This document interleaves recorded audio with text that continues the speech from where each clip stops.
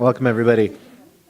We'll reconvene back into open session at 7:01 p.m. I'd like to welcome everybody to the regular meeting of the school board, DPS 109. I'm guessing, are we streaming as well? Yep. Well, if you're at home and watching us, welcome to the meeting virtually.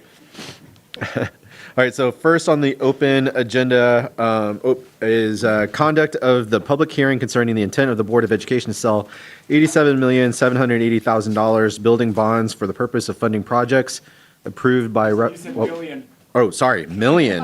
Wow, sorry. Apologize. 87,780,000. I've been working at work too long, I guess. Building bonds for the purpose of funding projects approved by referendum at the March 17th, 2026 general primary election. So the next agenda item, I have to read the script here, so it'll be a little bit. The next agenda item for the Board of Education is in order to calling a public hearing concerning the intent of the Board of Education of School District Number 109, Lake County, Illinois, to sell $87,780,000 building bonds. I will call the hearing to order at 7:02 p.m. May I have a roll call for the purpose of recording attendance for the members of the Board of Education? Yes, if you're present, please just state present when I read your name. Mr. Abraham? Present. Ms. Bonner? Present. Dr. Dornfeld? Present. I'll record Ms. Giacomi was absent. Ms. Joyce? Present. Mr. Murav? Present. And President Kuo. Present. Thank you. The purpose of this public hearing is to receive public comments on the proposal to sell $87,780,000 building bonds, referred simply as bonds moving forward, for the purpose of building and equipping additions to and altering, repairing, and equipping the Kipling and South Park school buildings, including installing safety and security improvements, updating plumbing, electrical, fire protection, and HVAC systems, constructing accessibility improvements under the Americans with Disabilities Act, and renovating classrooms, student support spaces, and common areas.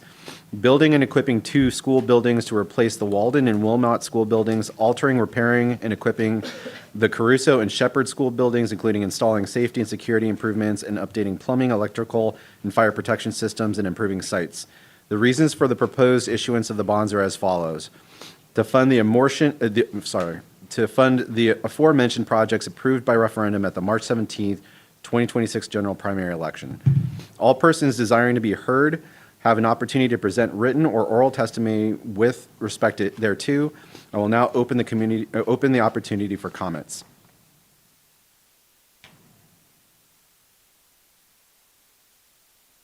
Are there any comments from the members of the Board of Education? Hearing none, we will now move on to the next item. Is there any written testimony from anyone concerning the proposed issuance of the bonds?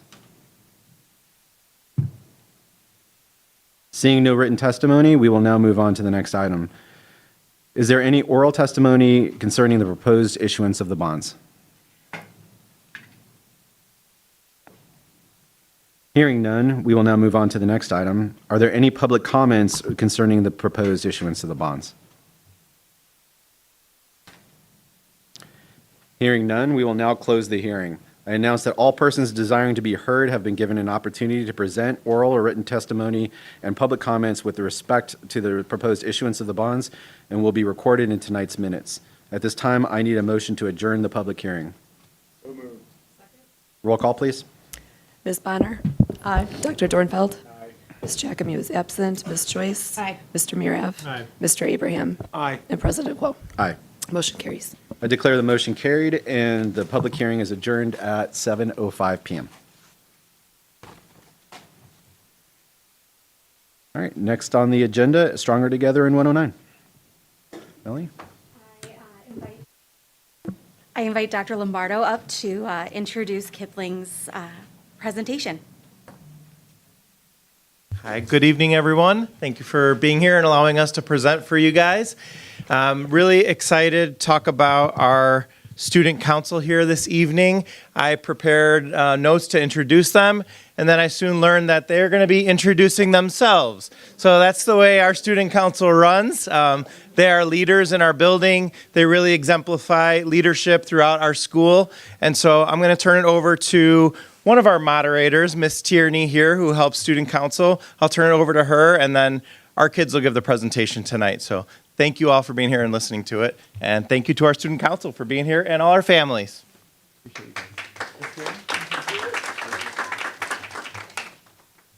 Well, thank you for having us. Really, the kids are presenting. We're so proud of them. They've really worked so hard. This is just one of the service projects that we've done throughout the year, but definitely our biggest. So, guys, you want to come on up? Is there someone doing slide? Okay. Oh, got it. Okay.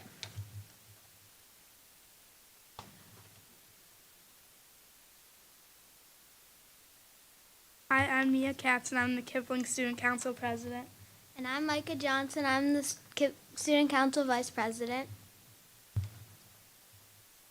Hi, I'm Addie Shinling, and I'm the Student Council Co-Secretary. Hi, I'm Logan Cosner, and I'm the Student Council Co-Secretary. Hi, I'm Levi Asner, and I'm the Student Council Co-Ambassador. Hi, I'm Natalia Aguilar, and I'm also a Kipling Co-Ambassador.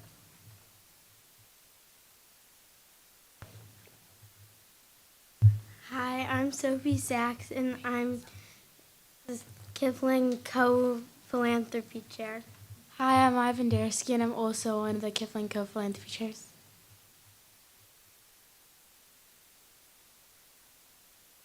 We're so excited to share our most recent school-wide service project with you. Our goal was to accomplish 3 things. We wanted to work together as a school to help others and promote school-wide culture. We also wanted everyone to have some fun while doing it. Our philanthropy chairs are going to tell you more about it. For this project, we partnered with our local Deerfield organization called Gratitude Generation. The first thing that we did was to run a school-wide drive to collect plastic grocery bags. Once the bags came in, student council members sorted them and grouped them to get ready for a school-wide service project. Next came the school-wide project. One Wednesday afternoon during our all-school SEL time, the entire school participated in making plarn from the plastic bags. Plarn is plastic yarn. During the school-wide project, representatives from Gratitude Generation came to show us examples of what Plarn is used for and explain how it helps people. The PTO helped us organize parent volunteers to help with the cutting and assembling the Plarn. Everyone had a great time working together.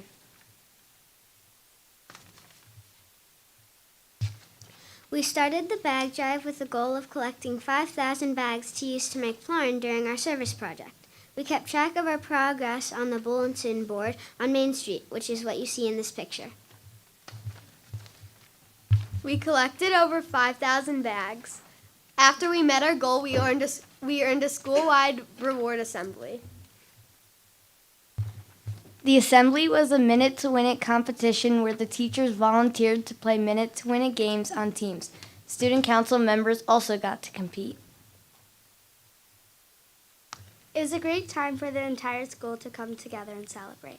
We had so much fun watching the teachers stack cups, have a ping pong ball race, be blindfolded for the cotton ball game, and shake it off at the end of the assembly. One final note about the organization we partnered with. It is Gratitude Generation in Deerfield. Their mission is to help create more happy, healthy children and to improve the lives of the people around them. Here's a closer look at the type of mats that all of the Plarn will be woven into. It was also helpful of the classes to get to see the mats and hear about how they help people who are unhoused. Thank you for the opportunity to present tonight. We love sharing with you.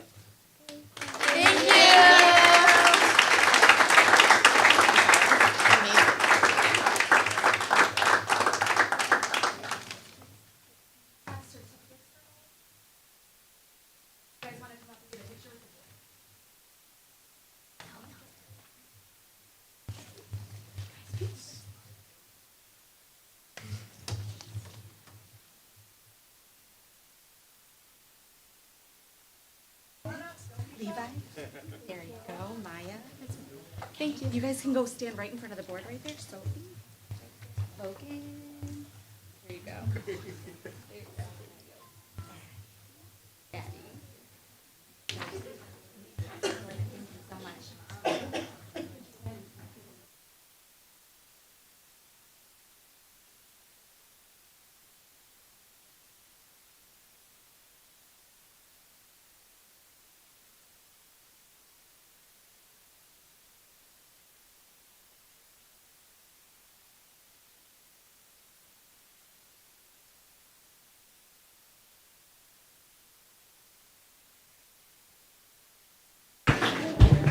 Don't run away yet, though. Oh, we got questions.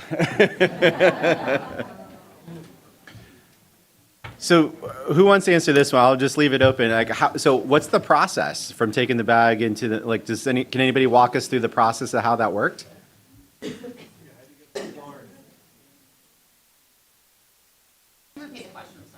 I mean, what's the process? Like, how did you guys go from the bag to the mat? So we cut the bags, we folded them up, and we cut the ends off, and then we cut each bag into like four to six sections, and then those were like big loops, and then we tied them all together to make a big yarn, and then rolled it up. And then once we got the bags, we straightened them and then put them into groups of 100, and then gave it to each class. About Wow. 100 bags or 200. Wow. Must have been a lot of bags. Did you use any math strategies to count all those bags? That's 5,400. How did you do that? Yeah, we counted by tens in groups of tens, and then we put them in big bags of 100. Smart. We had like daily meets and schedules for everyone so we could get all the bags counted in time. Oh, so you had quotas? Like, so if like classrooms didn't meet quotas, then like what happened? No, then everybody got there? Yeah. Can you say the question again? Like, was there any punishment for not making enough bags, like in a day? Well, just joking. there was a time where we had to give the bags to graduate generation, and that would have taken at least a day. So we had to get the school-wide assembly and all of that done in time. Ah, okay. So positive reinforcement. Yeah. Any other questions? Yeah, I've got a couple. So how much did you guys know about philanthropy before you got involved in the student council? Was that even a word before, or is that like a totally new thing? Can you please repeat the question? Yeah. How much did you know about philanthropy? Like, did you know the word? Did you know the concept? Had you been involved before you got involved in student council, or is that a totally new thing? I knew the concept and I also knew the meaning, so I kind of knew what it meant. So when I wanted to get into student council, like I knew what I was getting myself into and what I would be doing. So, yeah. What about you, Sophie? I also I knew what it meant, and I thought I liked the position for it, So, and how do you guys come up with the idea for the mats? I mean, there must be a process that you guys came up with a bunch of ideas and you selected something. Walk us through that. How did that go? So every month we have a meeting of student council, and we talk about what events we want to do, or we help more organize what we have planned. And during that time, we sometimes think of new philanthropy events that we can do.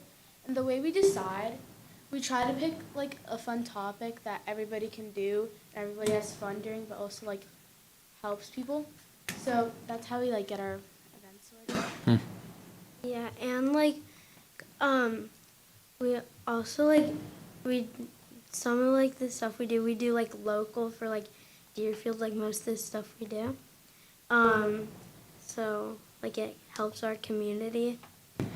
And do you have to find something that only works for certain grades, or you try to find something that all the kids in the whole school can participate in? Yeah. So, Is that hard to do, to find a topic that everybody can participate in? It's not that hard, Okay. but it depends what you're doing, because some grades it just depends what you're doing mostly, because I mean, some grades, maybe they're too young for this, or they can't do this because of their age or something. So it's not that hard because there are a lot of things that all grades can do. So it's pretty easy. Yeah, good. Thanks. Well, thank you guys so much. I mean, it's pretty impressive to see you guys volunteer your time and take extra work on in the middle of all your schoolwork and homework, right? And take leadership positions within your school and serve the community, right? Do things that better the community. It's a pretty impressive thing for kids your age. So thank you guys for coming. Really appreciate it.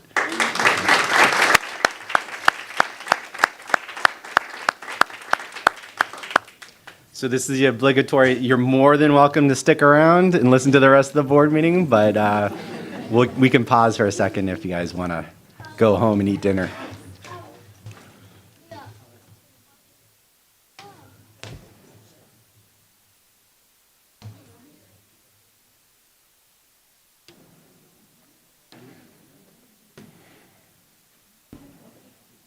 All right.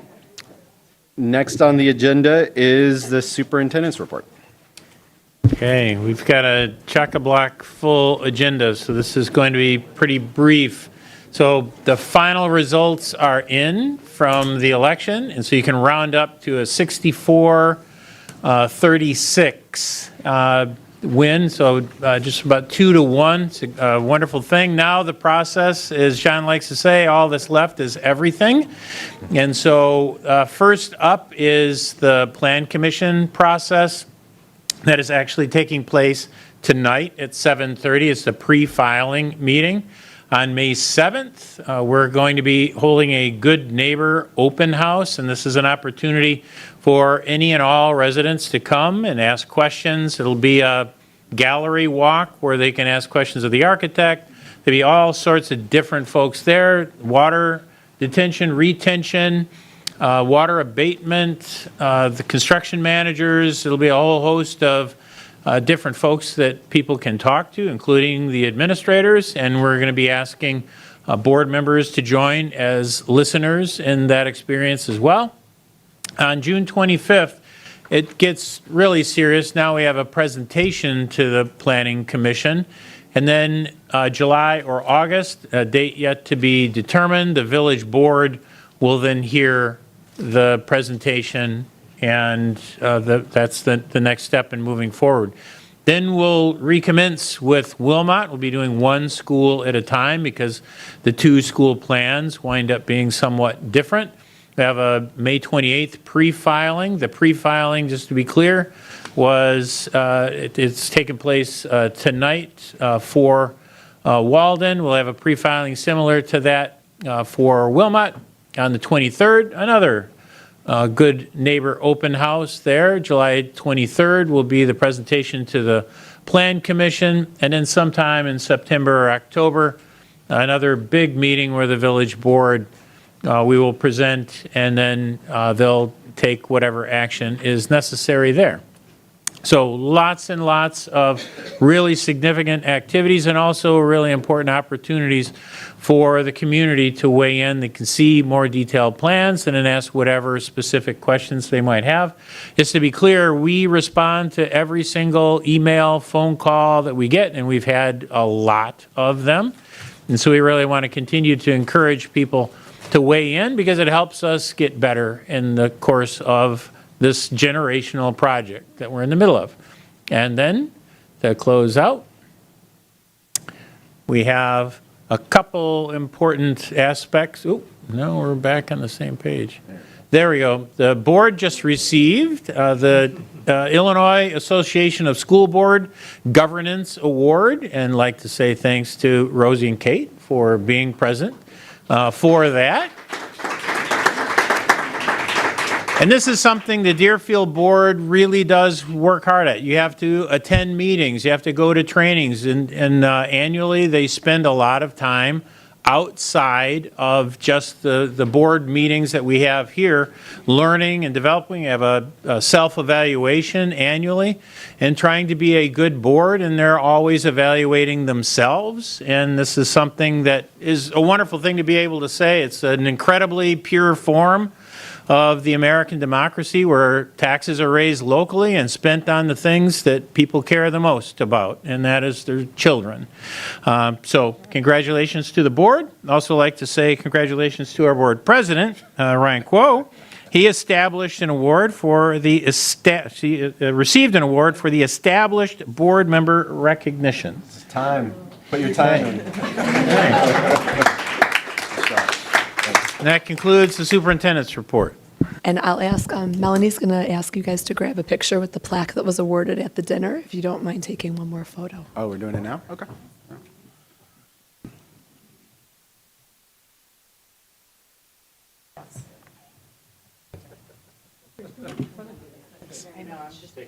Yes, we're gonna need a new one soon. All right.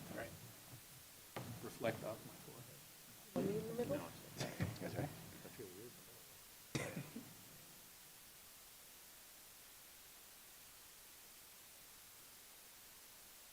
Thanks.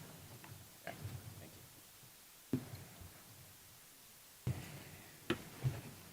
you. All right, any questions for Mike? What happened at the village meetings? Is that more Q&A, or what's accomplished at those? To be honest, I have never been through that, so I don't know exactly how that's going to roll out. I know there's a presentation. John, do you have insight into how that rolls? Yeah, I've been through a couple of these. I mean, tonight is a pre-filing conference, so it's an opportunity for the Village Plan Commission to ask questions of the architects, the engineers, the construction manager, and then the district will put forward a formal presentation to the Plan Commission, and ultimately the Plan Commission will, render whatever decisions and recommendations that they have before it's advanced to the village board. So. But I mean, is it just like modifications to fit certain regulations that we're focused on? Or? I think it'd probably be better if I get a written description of the process, because I'm going to butcher it here. But, they're looking at, issues related to village ordinances and zoning and, those pieces. Thanks.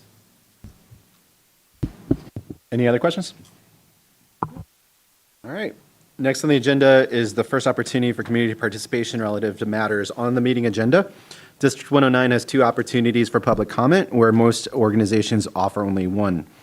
Our policy stems from the community's longstanding commitment to public discourse and representation. We take all public comment very seriously, and while public comment is not a back and forth, but instead an opportunity for the board to listen, please know that we listen carefully. Our first period of community participation is solely for items related to the meeting's agenda, and the second period of community participation near the end of the meeting is open for all matters. If you wish to comment, please fill out a community participation form located on the podium and hand it to Rebecca Rudd. We will call you up one at a time to the podium to speak, and please limit the length of all comments to no more than 3 minutes. Are there any comments? Okay. All right.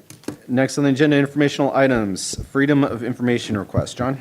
Yeah, there's 11 in your packet. Happy to answer any questions. Any questions on FOIAs? All right, seeing none. Next on the agenda, middle school math update.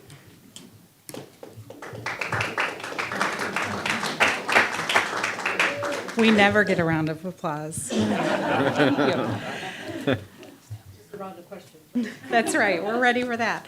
No, thank you for allowing us to come and update you about the middle school math curriculum review. As you know, last spring we came and we shared the updates that occurred with K-5 curriculum to the math programming in the district. At the same time, we had shared with you that the middle school math team had done the same comprehensive curriculum review that the elementary teams had done. We looked at a substantial number of resources. We did a vast amount of research.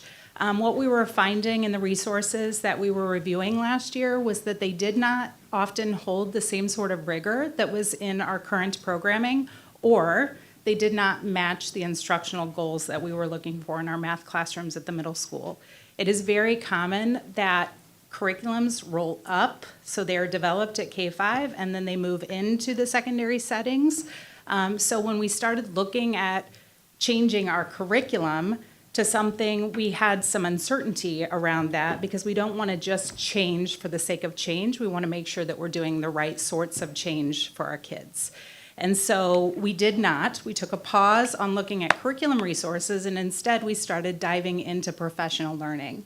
And so our professional learning really helped us decide to focus on building thinking classrooms, which is a pedagogical shift. It's an instructional shift that you see in classrooms, and we're going to put you through a little bit of that tonight, but I'm going to explain the research in just a minute. We also decided to extend our contract with Big Ideas, which is the current curriculum that we use in the middle school, for 3 years so that we could really hone in and focus on this instructional shift. Building Thinking Classrooms is a shift that has really great alignment actually with Amplify Desmos, which is the tool that we selected for K-5 curriculum. They are both problem-based instructional approaches. And we also use the supplemental tool that Amplify Desmos has at our middle school in many of our middle school classrooms as part of our curriculum. So there is alignment that occurs currently already from K-5 to 6-8 programming. So here's a little bit about the research behind Building Thinking Classrooms. It's based on Dr. Peter. I never say his last name because I always mess it up. But he did 15 years of research, 400 teachers, went into classrooms and worked with thousands of students over 2-week cycles for 15 years. And what he found in that research and reported on is what you see on the right, which is shocking. What he found is that 20% of students were doing the thinking in math classrooms, and 80% of the students really weren't doing much thinking. They were sitting and being passive receivers of the information instead of actively pursuing mathematical agency in their learning. What were they doing then if they weren't thinking is what you might ask. But then if you think about it and you read into his research, like the vast majority of them were mimicking. They were watching what the teacher was teaching, showing them on the board, and then just replicating it in their own work. They weren't digesting it, really understanding it, consuming it for production that would allow them to retain the material and then take it forward in their learning. So they would learn it essentially to pass the test, and then they might move forward and dump it. So what I'm going to do now is turn it over to 3 amazing educators in our middle school systems, or our math curriculum specialist, Sarah Hogan. So Jake Kelzer is an 8th grade teacher at Shepherd, and Hannah Barris is an 8th grade teacher at Caruso. And Sarah, of course, I just said, is math curriculum specialist. And they're going to tell you a little bit more about a thinking classroom, what it entails, and actually make you do some thinking. Okay, so Building Thinking Classrooms is an instructional model that really increases student engagement and collaboration and thinking. So it's not a curriculum, but instead it's a set of practices that really transforms how we learn in math classrooms. So if you were to read the book, there are actually 14 pillars to a Building Thinking Classroom. Of course, we're not going to go through all 14 tonight, but you can see some of the key ones up on the screen. So when you see the words vertical non-permanent surfaces, what that really means is if you were to walk into a Building Thinking Classroom, you would see groups of students standing and working at whiteboards. So the purpose of that is to make the thinking and the learning visible. The next pillar that you'll see up there is the visible random grouping. So the grouping itself helps with the collaboration, of course, and then the randomization piece really helps to kind of eliminate social barriers. So it's randomized groups at the whiteboard is what you would see when you walk in. And then, of course, the thinking tasks are really rich math tasks. So think like low floor, high ceiling, things that really promote actual thinking versus like recall or memorization or things like that. And then the last part that you'll see up there is really the student autonomy piece. So in this instructional practice, teachers are really moving away from being like the source of the answer key, and they're actually focusing on supporting students with questioning techniques. So ultimately, Building Thinking Classrooms just kind of shifts the classroom culture away from memorization or mimicking, and it shifts it towards problem solving and persevering and having students actually see themselves as mathematicians. So myself and the middle school math teachers, as well as the advanced learning specialists from the elementary schools, we're lucky enough to engage in some professional development with a consultant named Jared. You'll see him in like the bright colored shirt in the back there. He's a consultant with Building Thinking Classrooms, and he was super helpful with giving us not only just a broad overview of how building thinking classrooms work, but as you can see, he was able to model lessons at both Shepherd and Caruso. So that little video clip that just showed was him modeling at Caruso, and the teachers were able to all watch him model the lesson, which was super helpful. And then another piece of the professional development was we were able to start building our lessons with him there to kind of guide us and coach us and answer any questions that we might have. So you can see the list of dates up there. We had both in person and virtual with him, and that'll likely continue into next year as well.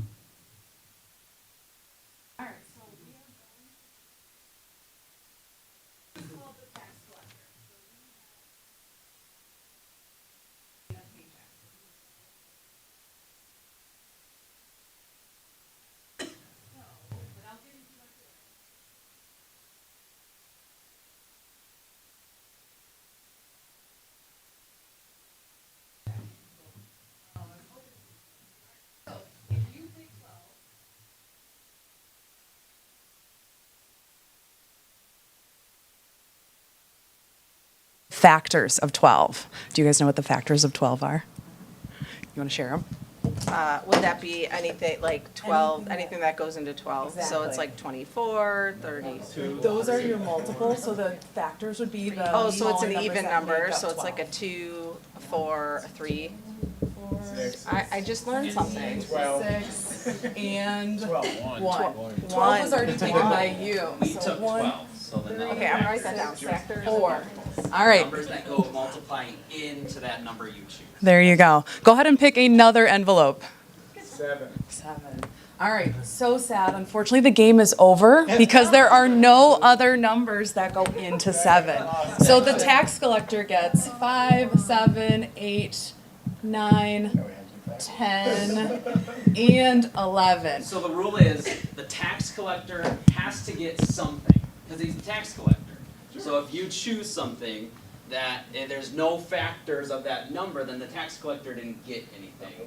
And so We didn't want to tell you that. we want you to do the most of the thinking here, right? So we wanted you to purposely do that. So thank you for doing that. Right? And so the tax collector has to get at least one envelope for every number you pick. So our challenge for you is to try to beat the tax collector, and if you can do that in 4 minutes, how much are you going to get and how much is the tax collector going to get? All right, and yep, and so you're trying to get more money than the tax collector is your ultimate goal. What is? Do I have to stay in a certain spot? What we are here, who we have here to help you along the way is we actually do have 4 middle school students here that are going to join your groups, and so they're going to come up here.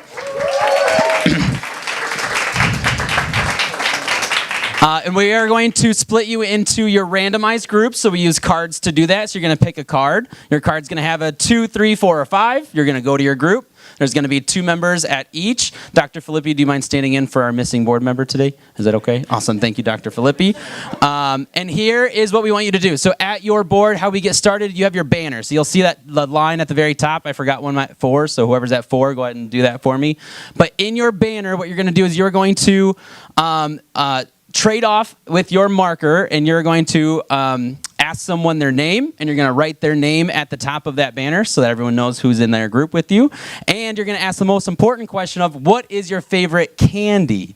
So you also need to answer, so you need to say your name and your favorite candy. You are not allowed to write your own name, so someone else has to write your name for you so that we're trading off in that marker. And something that we do in our classrooms that we're not going to do tonight is sometimes we use that banner as a little collaboration test for our kids too, of saying, hey, are we turn taking or are we team working? And our goal is to do that team working. So we're not going to do that tonight, but that's another way we use that banner. We also disseminate problems in that banner. We use that banner in a lot of different ways. Today it's just going to be name and favorite candy. Sound good? Okay.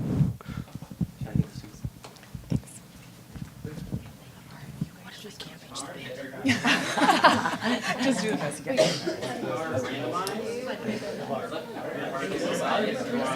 So pick one of the 4, so 4 or 5. All right, head to your group. Thank you. And then you'll have a student in your group as well. Oh, no, I don't do that. Oh, just already. I don't know if I should like to.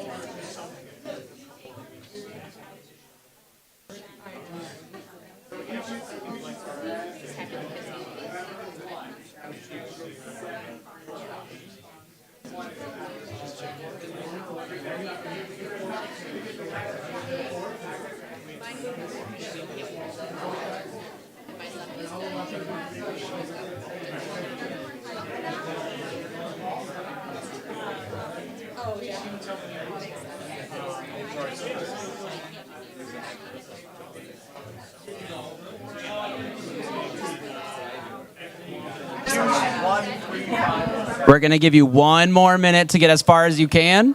1 more minute. You got it. You can do it. I've got confidence in you.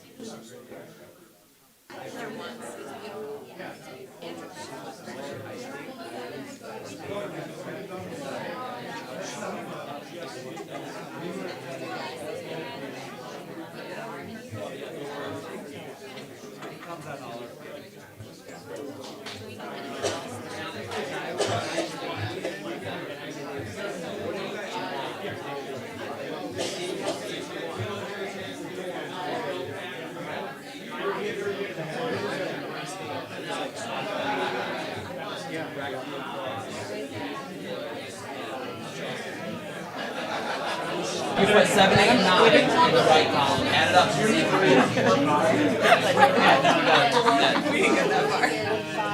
You gotta wrap them up. Okay.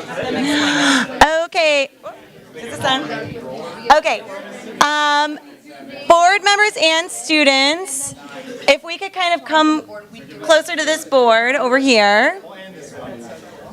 This board or this board, but let's kind of come close over this board. As long as you can see it, you're fine. So, can someone who's not in this group tell me, looking at their board, what might their strategy have been? What might one strategy have been with this group? So they started, first paycheck was 11 and tax collector was 1. Started with the number that didn't have a lot of factors. Okay, we started with the greatest prime number. Super. And so that allowed you to get a large paycheck and then the tax collector to get a small one. So in a building thinking classrooms, what we'll do periodically during the class period is pause the students to look at someone's board. And then the rule kind of is that if you're at that board that we're highlighting, you can't do the talking. Everyone else has to kind of explain the thinking, which is part of the visible thinking part. And then I mentioned to this group over here too, because they got it a minute or two ago, that if this was the real classroom and we were doing this, then we would pose another question such as, okay, now let's say the game is the same game, but you have the paychecks ranging from $1 to $18. So it kind of changes the parameters and you have to really rethink your strategy there a little bit. So that's just kind of a little snippet of building thinking classrooms. What was the answer? Dr. Filippi's group did get the correct answer for the 1 through 12.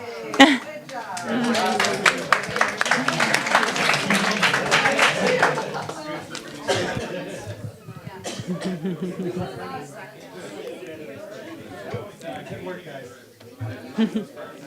you want the cards back? They definitely want those cards. Sorry. Don't go anywhere in case they have to. Don't go anywhere in case.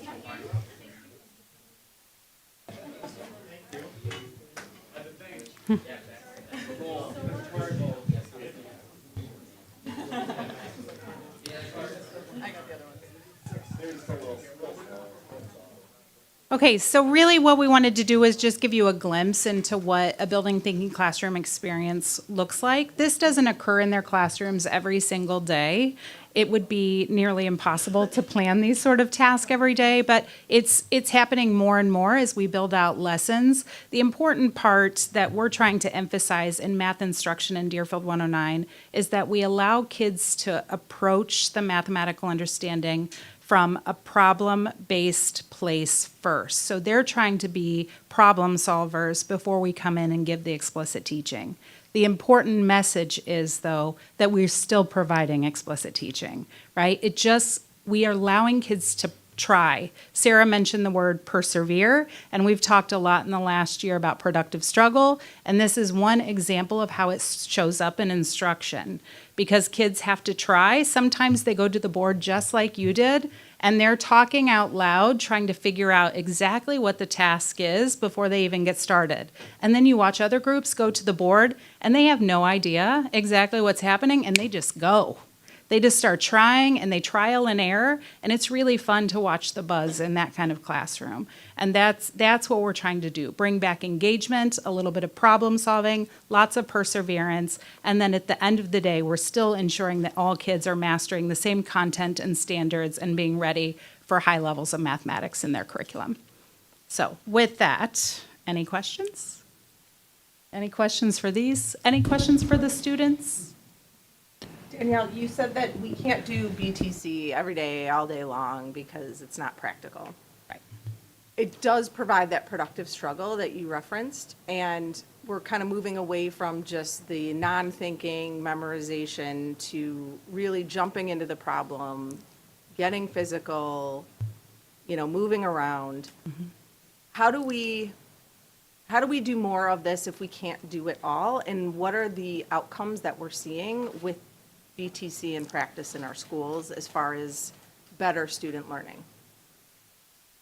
I would say increased engagement, and then I'll turn it over and maybe even to students. I will tell you that when they first started this approach, instructional approach in classrooms, it was really complicated for some of our students to enter into learning like this.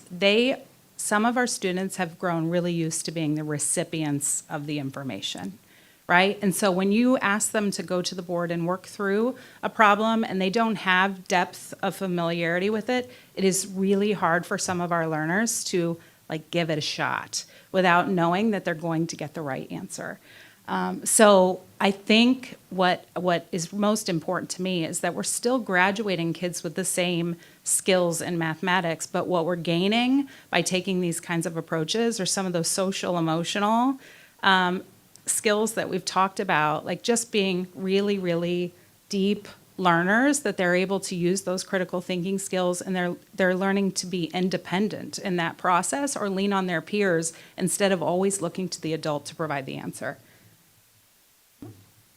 I think to continue just to answer your question, I think this is a slow process for teachers too, to change is hard as well, right? And it takes us a chunk of time to plan these activities as well. So we do something called thin slicing with this, because when this is a non-curricular activity, but when we do curricular activities, we have to try to get a starting point of a starting problem where we feel like kids can be successful, and then slowly slice that into harder and harder and harder and harder and harder, so that we're not just saying, hey, throw you into the pool and see if you can swim, right? So it takes us a lot of planning to do that and to incorporate that. So we're still learning how to get better at that, I would say. And I think the better we get at that, the more we practice that, the more we learn and get professional development on that. I think the more we can incorporate this into our classrooms, and that's our goal. That's what we want to do, and so we're trying. And I think for our students, I know in some of my classes, I have students that come in at the beginning of class and they're like, are we doing boards today? And they're getting excited about it, right? It's getting them out of their seats, and they are enjoying that, and they want to do that too. And it breaks my heart sometimes when I'm like, no, I can't do it today. But I'm trying to do it as much as I can for those classes that are just thriving in it and doing it. So it's a slow process, like you said. And our goal is to get more and do it more so that those kids are able to thrive in that environment and learn better. And I want to reiterate what Danielle was saying too, is like this is hard for some kids. Failure is hard for some kids. Some of you failed today, and that's okay, right? But for our kids, sometimes that's really hard, right? And that's a different. I know. But we, I think the way that we've been teaching is like we're just going to make sure you succeed rather than letting them sit in that failure for a little bit to learn from that and then grow even higher than us just letting them succeed. So we're getting better, and it's a slow process, but we're getting there. So. Yeah. Thanks. I got a question for the students, whoever wants to answer school. Have you guys noticed any difference? Like, has it felt different, the learning, is the way the teachers are approaching stuff, and what's it been like for you guys?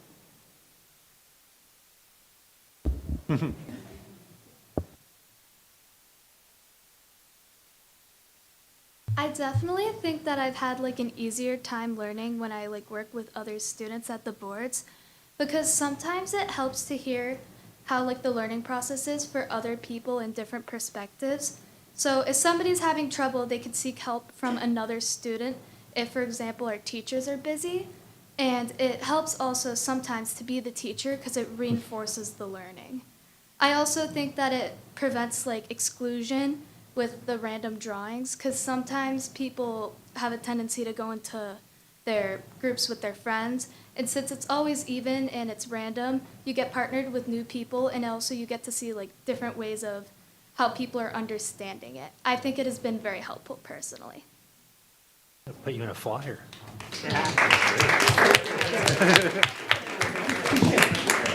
First off, that's a great answer. And my question now is going to not be that great. So sometimes you go into these things from a curriculum standpoint, and you have a goal and you have challenges that you want to solve with whatever, curriculum or program or vendor that you're going to use associated with it.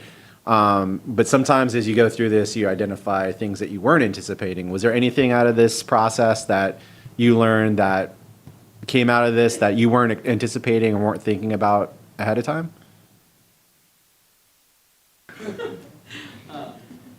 Yeah, I personally, I've had some classes thrive in this, and I've had some classes implode on this, and it's been a learning process for a lot of my kids, and so I would say one of those, some of those issues that I didn't anticipate were some of those social emotional needs of my students that coming into it, I just wasn't prepared and had the tools to help those students in the moment, and so.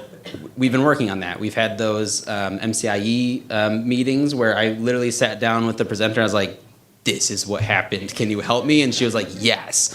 And so then I just tried new things, right? I just needed more tools in my toolbox. And so we're, again, still working on that. But yeah, the social emotional aspect of this is really hard for some of our students that have high needs. And it's scary to be in groups like this and to be pushed in these ways. And so I did not anticipate that.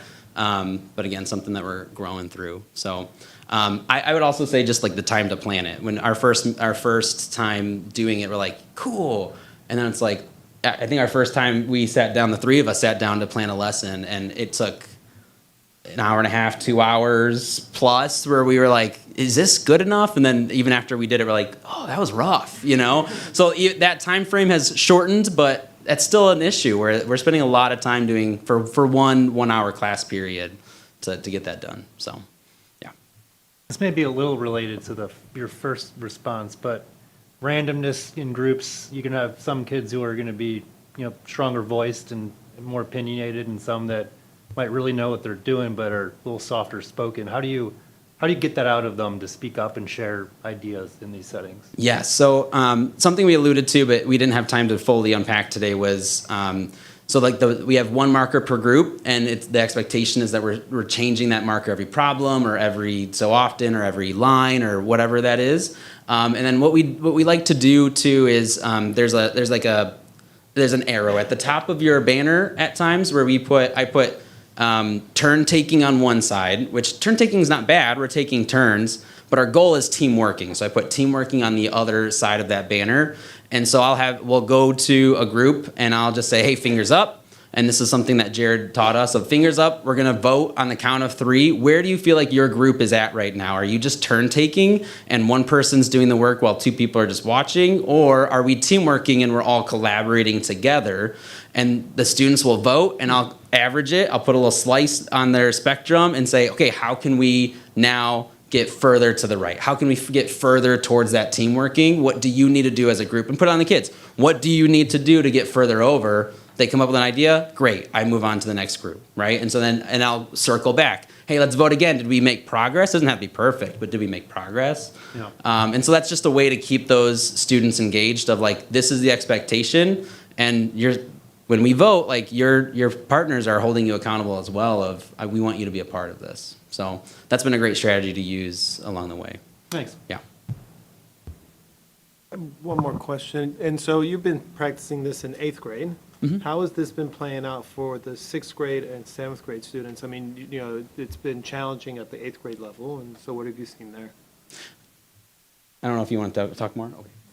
So we're actually doing this in all grades 6 through 8, and then also our advanced learning specialists are implementing it in their rooms as well from time to time.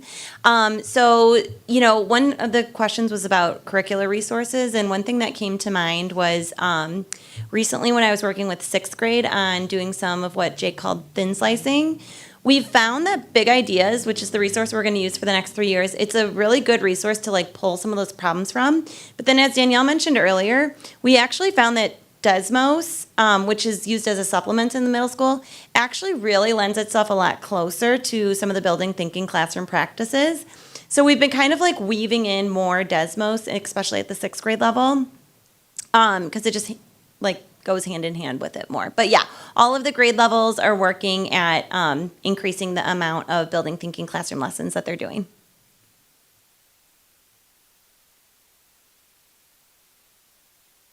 Any more questions? All right. no, Somebody's thank got to you guys. ask Hannah. No, go ahead, go Yeah, ahead. Hannah, you can't get off the hook here so easily.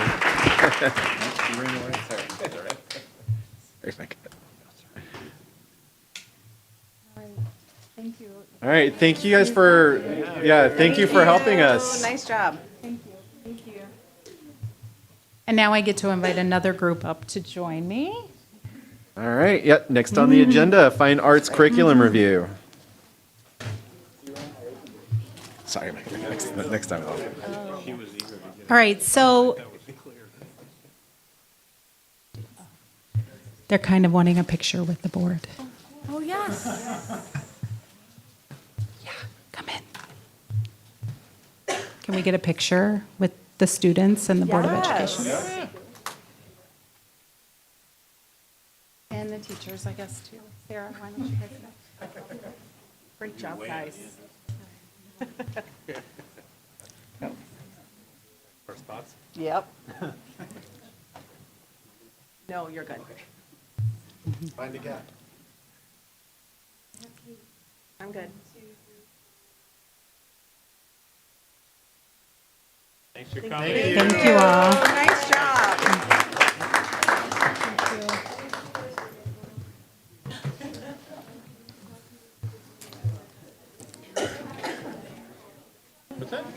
That's a ask you're not going to pass. Okay. Okay, we have actually been engaged in our fine arts curriculum review this year. So we've been doing instrumental music, general music, and art. Next month, I'll be here with general music and art teams. And this evening, I have the pleasure of introducing our instrumental music team that is all here this evening, except for 2 people who are actually working this evening because where are they at? High school jazz night. So we're missing Emily and Matt this evening because they're there, but I have with us this evening Carrie, Amy, Ann, Mike, and Sally. And they're going to walk you through what the curriculum review processes look like for us in instrumental music. Really quickly, I'm just going to introduce the same thing that I share with you every time we do a curriculum review, is that we start with the district mission and vision as our guiding practices. We always do a staff needs assessment. We survey the students to get their feedback. We take all of that information into the initial meetings where we start with departmental visioning. And that visioning is what will drive every decision we make throughout the course of the year. We also look at any standards that are related to the program. We examine what the current programming looks like, what opportunities we have for improvement, and then planning starts. So this team that stands behind me that's about to present has spent 30 or more hours this year just working on preparing this presentation for you this evening and for preparing for really engaging opportunities for students in the classroom. I am just going to point out that their vision, which was included in your board packet, doesn't just focus on musicianship, but it also focuses on developing the social emotional aspects of our students and engaging them in our community. That was really, really critical to this team, and so you're going to see that layered in the conversation and the proposals that they are sharing with you this evening. And I'll turn it over to them. All right, again, Mike Schwartz. I teach 4th and 5th grade band at Kipling and Walden. I think it's really hard to showcase what growth looks like and what our students go through in our program. The closest we can get without bringing in all of our students was spotlighting what some of our music looks like from the beginning of the journey to when we say goodbye to them in the spring. So this is a small snapshot of a portrait of a musician. Top left corner is my life in November. It is very simple.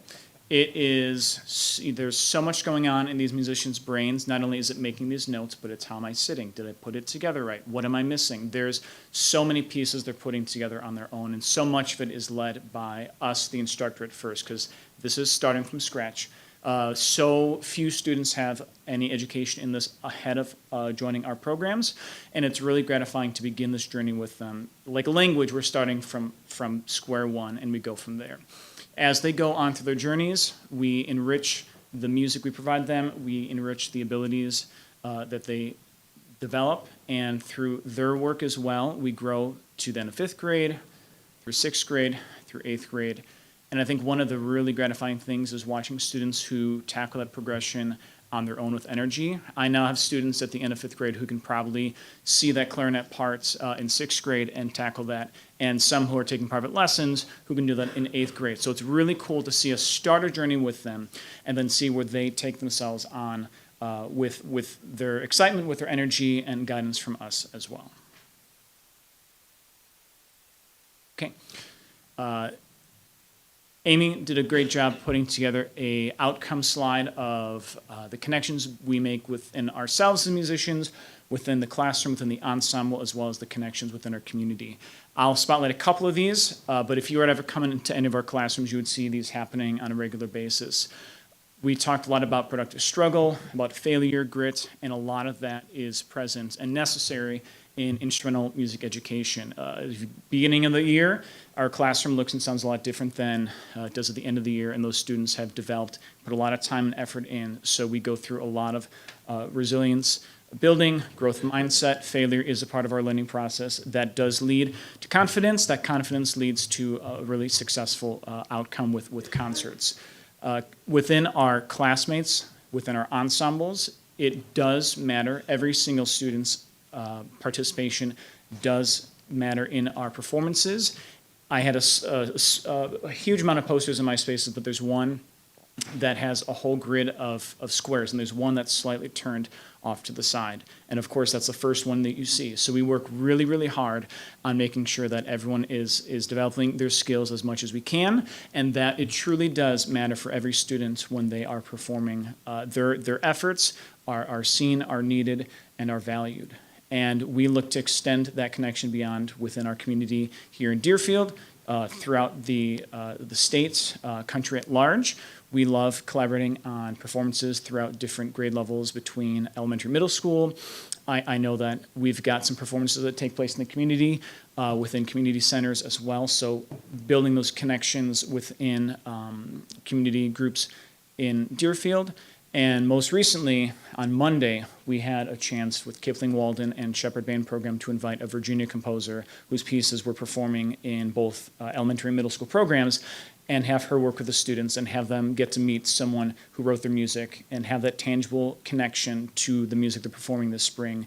And a lot of my kids were in line to get like autographs. It was like, someone famous came by. So whenever we can expand the walls a little bit farther than our own classroom and bring in so many of these resources and faces and voices, we seek to do that to enrich our students' outcomes.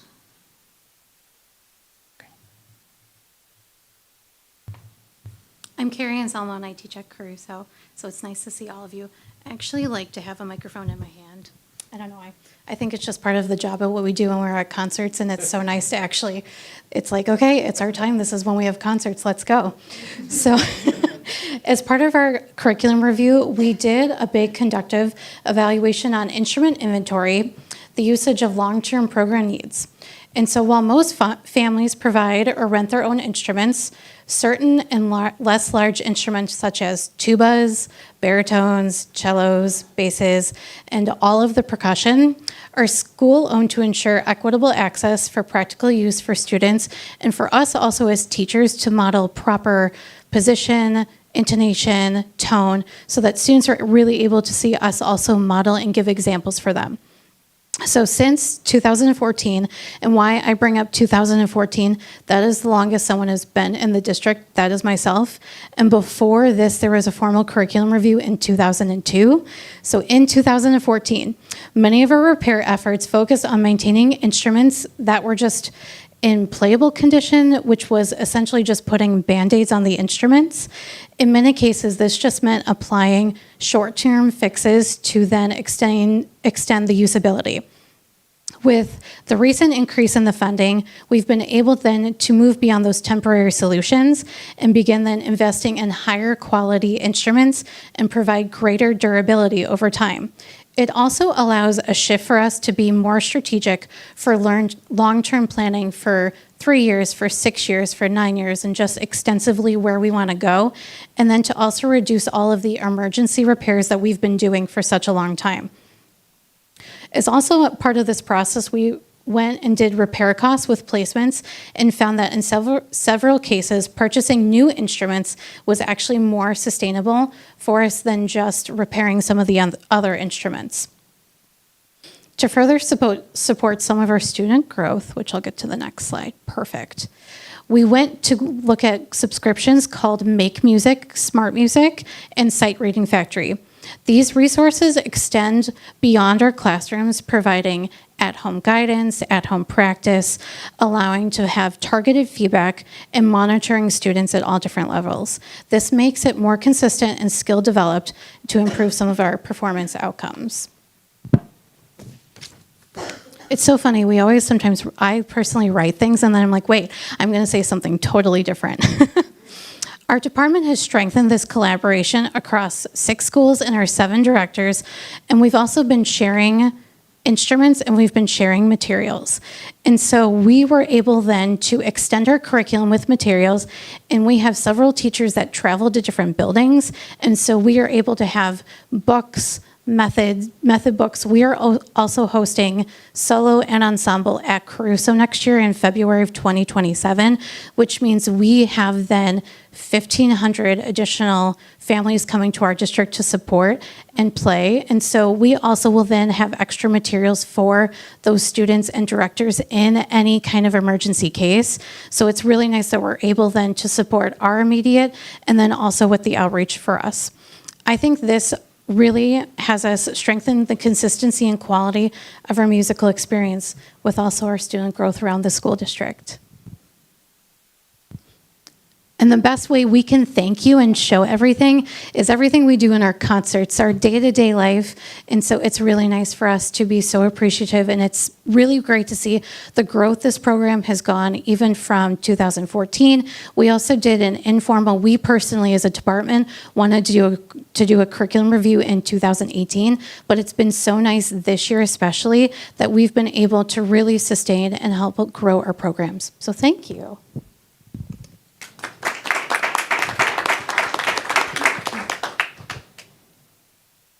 I'll say, Question? first off, as a parent of two kids that have gone through or one that's already gone through the program now is high school, another one that's just starting in 4th grade, right?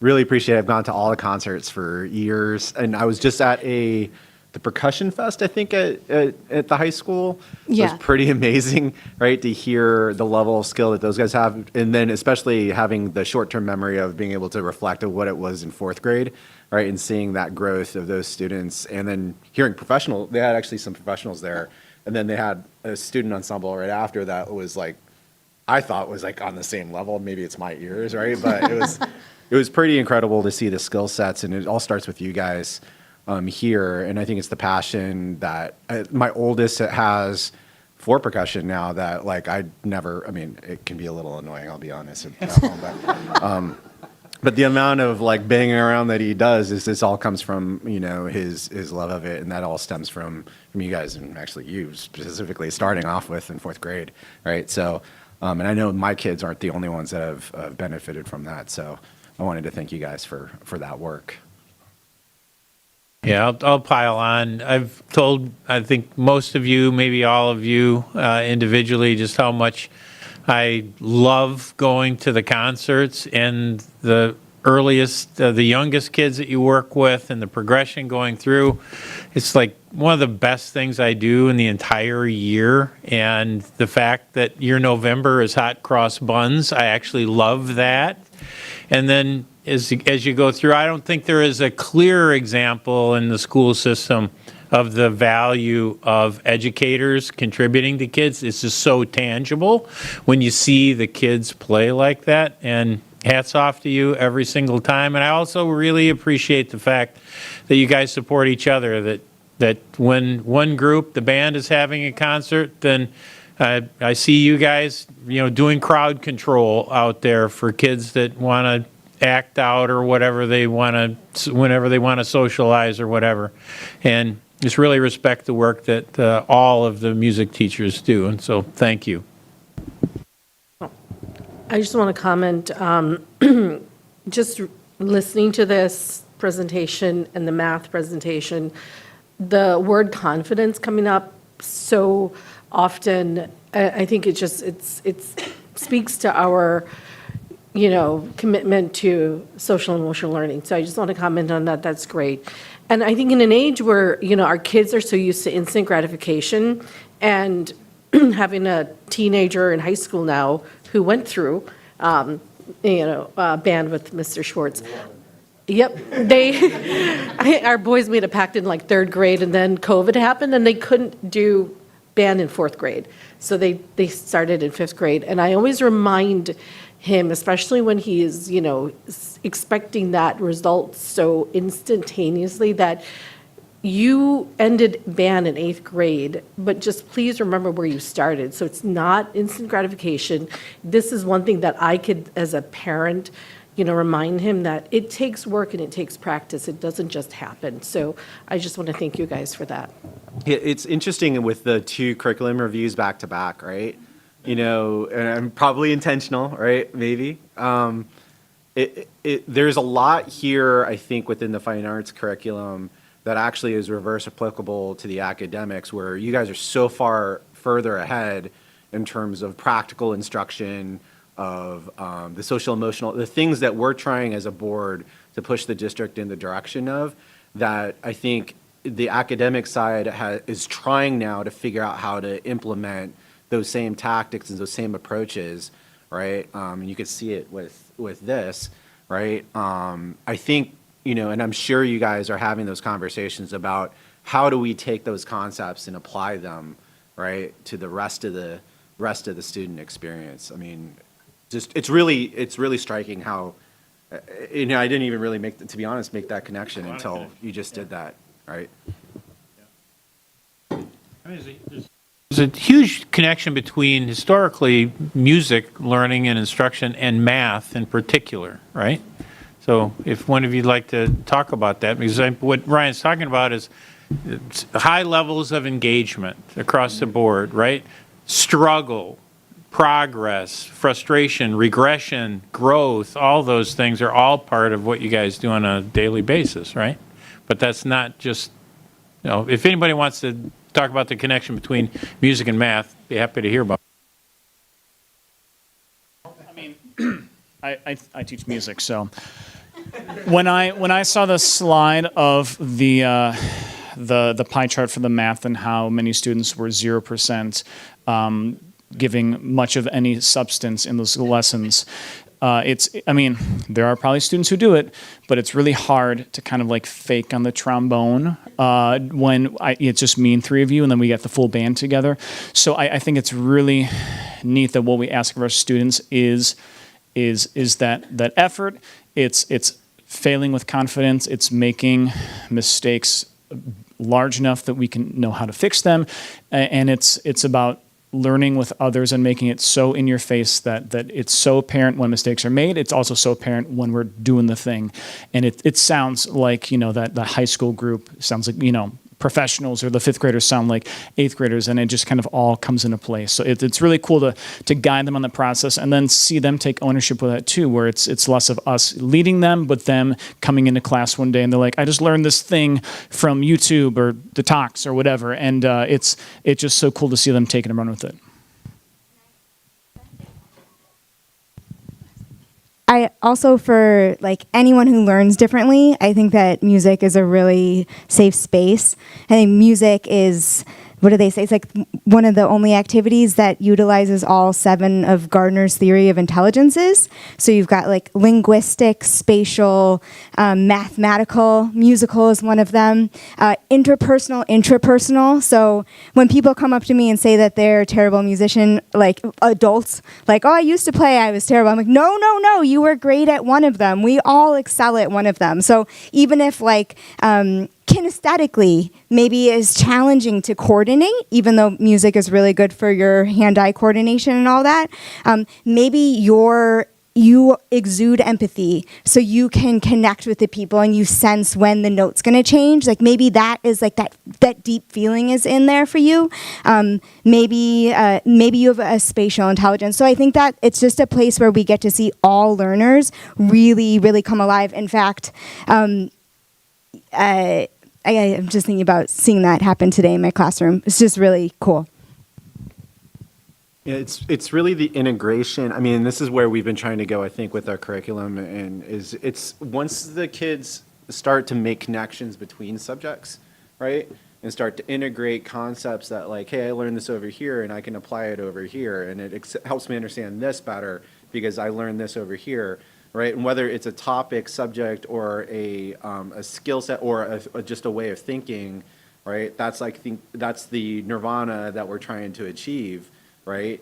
And so I think it starts to a certain extent, I think, with programs like this, right? It's the one place where, again, I keep coming back. I think it's at a level in terms of how we instruct our kids, right, and how we are teaching them that it's not a straight line. Sometimes you hit a ceiling and then you regress a little bit and you go back and you have to work through it, and that productive struggle that's there.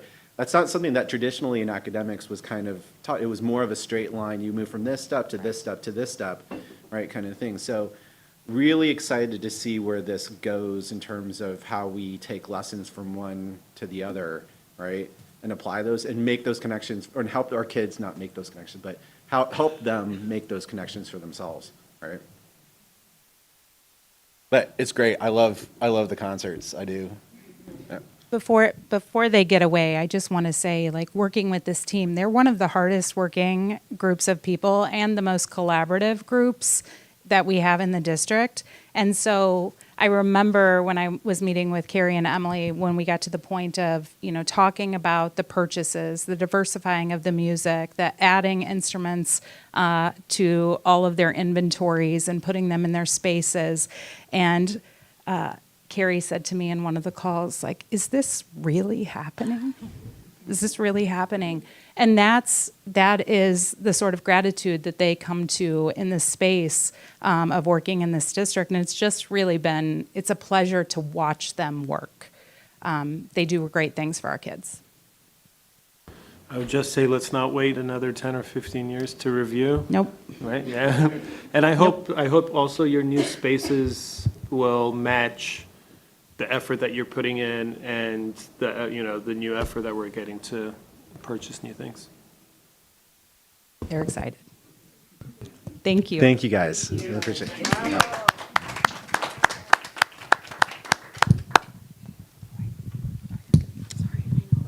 All right.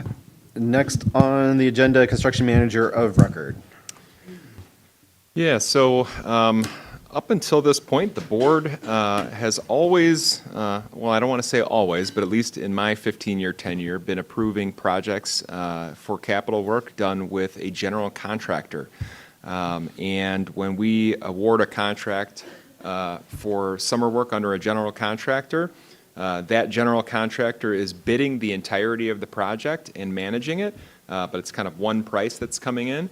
But given the complexity and the scope of the work that is before us, it is a smart move for us to select a construction manager of record. So we've got Graham from CCS, our owner's rep, here with us tonight.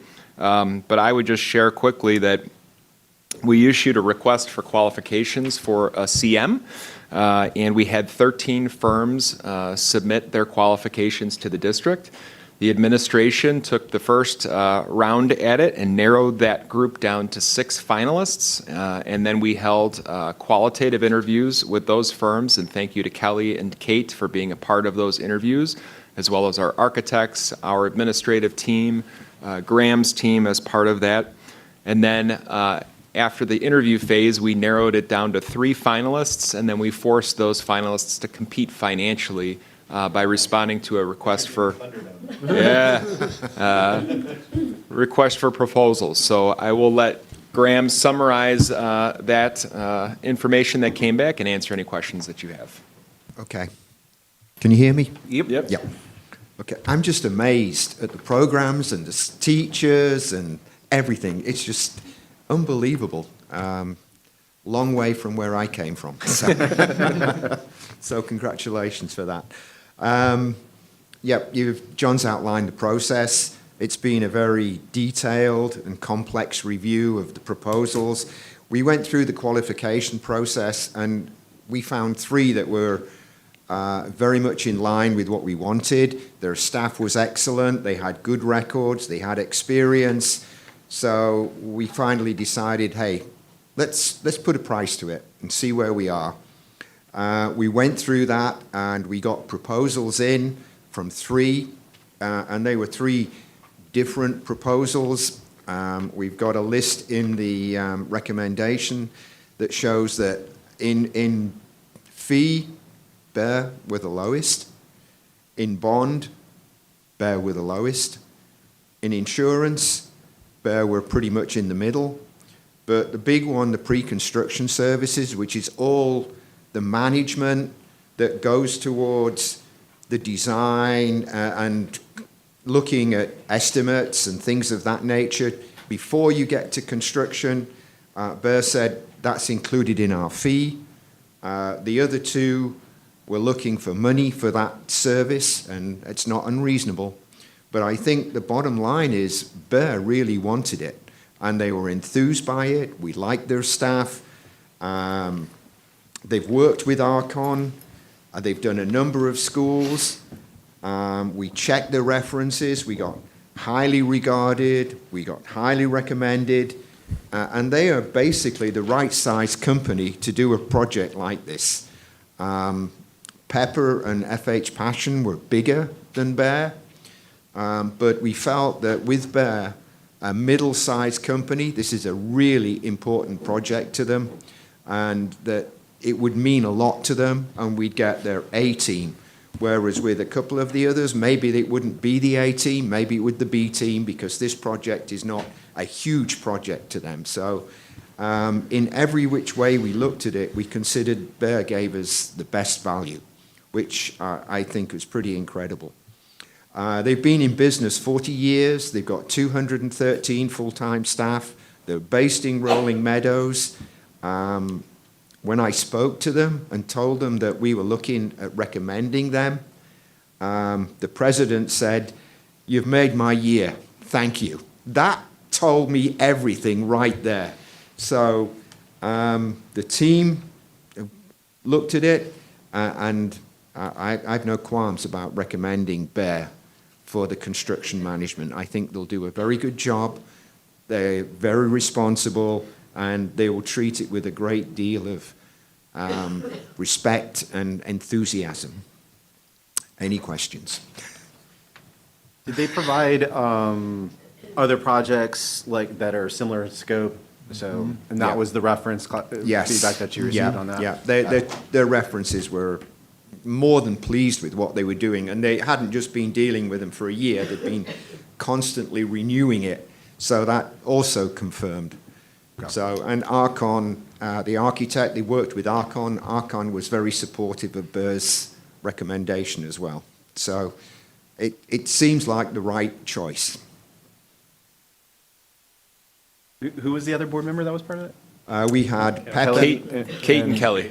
And Kate, okay. Yeah. Do you have any comments on that, or? It was an interesting process to hear from very large companies how they would look at our referendum and what they would do with our schools. I mean, we had 2 days, two full Yeah. days of meeting after meeting. I think it was an hour at least Yep. each presentation. I think for me, what set Bear apart was just their likability factor. They were very down to earth. They were very open and transparent. It reminded me a lot of kind of our values of Deerfield, where, you know, we're very proud and, you know, we're happy to collaborate, which was another big thing that Bear really stood out for me, is a lot of the community outreach that they're going to plan for the community, whether it's doing programming within our schools to explain what is construction and what are these signs that I see and what are these. That was a neat thing, to also outreach with neighbors and the other entities within our village, to host sessions with them.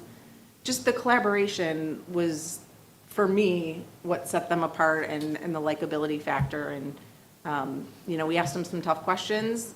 I don't think they were prepared, but they also were like, oh, that's a great question, we'll get back to you. It wasn't like they were spitting out something that they thought would work for us if they weren't sure. So overall, it was a very fascinating experience, and we're very lucky that Bear is the construction manager if we decide that.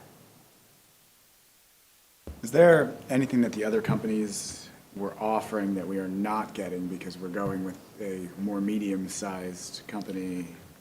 I get that they're more expensive too, but I'm just wondering how we decide. Yeah, I think it's not what we're not getting. I think it's what we are getting. We're getting a lot more attention, I think. You know, to Bear, this is a huge project. To Pepper and FH Passion, it's one of those in line. It's not one of the biggest, so you maybe won't get that attention. But in terms of what we've done and going through the process, qualifications, everybody submitted their qualifications, and the proposal from the three, it was very structured, so that we looked at what we got and what the estimate was and how it came together, and we were able to do a comparison. So I don't think we're missing anything. In fact, I think we're probably gaining something by going with probably the smaller of the three. And their whole approach was one of, this means a lot to us and we want it. And that's reflected. When I spoke to Pepper, and you know, Pepper's a big company, do a lot of schools, and I said to them, look, we've got some clarification to do on your fee, on who's working on the project, what the rates are, how it all comes together. They said, yeah, we can do, you know, we'll look at it and we'll get back to you to clarify it. They reduced their fee from 2.5 to 1.95, and they said, we've never done a project under 2% for the last 10 years, and we would not, you know, we're prepared to do this in this one instance. But Bear's fee is 1.5, so we're already ahead of the game. And, you know, so I think we're getting a lot, and I think we're getting a fair price, and I think we're getting best value. I've seen nothing that would give me any qualms about not using Bear. One from an insight standpoint, like, is there a reason why they're not here? Did they Yes. know they were going to be? Okay. All right. Yeah. They're across town at the Plan Commission right now. They got the short straw. Okay, all right, makes more sense. Thank you. Yeah, they were due to come, but because of the. Got it. Yeah, Okay. yeah. Otherwise, they would have been here. Okay. So Graham, also known as Gordon, what I hear you saying is that if there's one word that describes Bear for you, it sounds like that's hungry. Hungry, best value. I've got more than one word because, but yeah, I think you got them at a very good time when they were looking to fill out their order book and they were hungry and to be pre-construction services, a part of their fee, that's a huge commitment. It reminds me a little bit of some of our new teachers that we onboard to the district, where some parents are like, "Ooh, we got the new teacher, what's gonna happen?" Whereas and others, it's great to get the new teacher because they are so open and hungry and want to learn and don't have any preconceived notions about how this should go, and they want to succeed and we want them to succeed. So it reminds me a lot of, and I wouldn't call Bear an underdog, I would just say Bear is exactly where they need to be to meet the needs of our community. These are the guys that we're going to be holding accountable for the timeline, right? So is there, I'm just trying to think about this. This is a big thing for us, obviously, that, this timeline is short. There's not really any wiggle room in here because obviously the student impact could be large, right? Is there anything, is there any fees at risk? Like, what's the commercials look like within the contract on a construction manager? Is there fees at risk? Is there timeline penalties? Is there anything that aligns them to our needs? In the qualification documents, we asked for a schedule, and in each case, we got a schedule that said 18 months, which is what we were saying. And then I further quizzed them on, well, just because we said it's 18 months, is it 18 months? Yeah. And they said, well, if we hit the design dates, which are coming up in pre-construction, and if we've got everything in line, which we think we will, and we're going to be a part of helping you to do that, then we should hit the deadline dates. So we got a commitment in that regard. But at the moment, we've got a fee from them. We don't have a cost of the work because the design has to be done, the trades have to be bid, all of that has to come. But I think if we put Bear in place, I think we've got the foundation block that we can build on to get there at the end. Yeah, it's one thing. So this is a fixed fee contract for the life of the project, or now how is it? It's a fixed fee. It's 1.5%. Okay. That's it. So in that sense, it's a fixed fee. But the general conditions, which is all the staffing and everybody else that's going to be a part of getting the work done, all of that has to be finalized and discussed. Even though we've got an estimate for doing it here, it's not definitive because we don't know the fullest extent of what we're going to be looking at. Graham, can you explain for the board the difference between proceeding with a general contractor for a project and a construction manager at risk, and where does the bidding occur when you move forward with a CM at risk? Okay. A general contractor would price a project on a lump sum. So for doing all the drawings, and he prices it when all the drawings are complete, you would get a project for whatever he bids. A construction manager, not at risk, which is kind of where we are at the moment, you get a fee from him. Sometimes you get a general conditions locked in. You get them involved much earlier so that they can help with the design and look at it and say, well, that type of window and the way it works is going to be more expensive than doing a storefront, which is a more reasonable price. So you get all of that input. You get input on the schedule as well, looking at it and saying, hey, if we can do this change to the design, we can probably get it a little quicker and a little better, and we're going to arrange the logistics a little easier. So that's what we've got. Every one of the trades has to be bid out. So we've got an estimate. CCS did an estimate. We got estimates from each of these CMs. We got one that was higher than the 100. We got one that was 100, which was bare, and we got one that was lower. There is no guarantee price to that. They're purely indicative, and their drawings was based, I mean, there was about 5 drawings. So you don't have a good feel as to what it's going to be, but you've got a guideline. So that kind of confirmed our pricing. But at this point in time, as we go further down the path and get the drawings more complete, we'll be looking at bidding out, publicly bidding each trade. That means excavation, concrete, all of those trades will be bid individually. So the and intent- the construction manager will put together the documents to help put that out to bid. So the intent is the investment that we make on the CM is to offset potential future costs by being more efficient in the design upfront. Is that the way to think about this? Yeah. Okay. And do they report to you two? Like, who holds them accountable to We make do. sure that you guys do? Yeah, Tim Ryan and his Tim, work boots. okay. 'Cause I always struggle with, like, it's a percent of fees, so you have to have faith that they're not Yeah. incentivized to just spend more. And then Bear manages all the trades once they've been bid in, right? Yes, when you get down to site and you're managing the trades, they manage the work, the safety, the sequence, the schedule. They are means and methods is what we typically call it. But they manage the trades, yes. Big hire. All right, any more questions? All right, thanks, guys. I think somebody had a lot of fun when we were interviewing. I think we picked the right person for that meeting. Yeah, yeah. All right, thanks, Graham. Appreciate it. Thank you.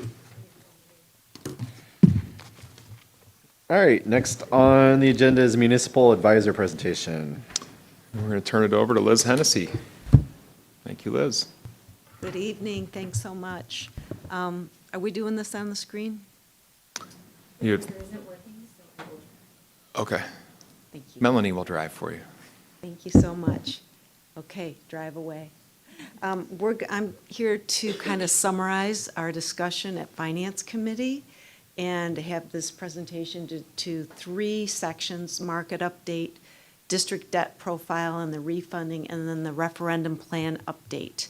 So the market is very volatile. Let's go one more. Thank you. One more. There we go. Perfect.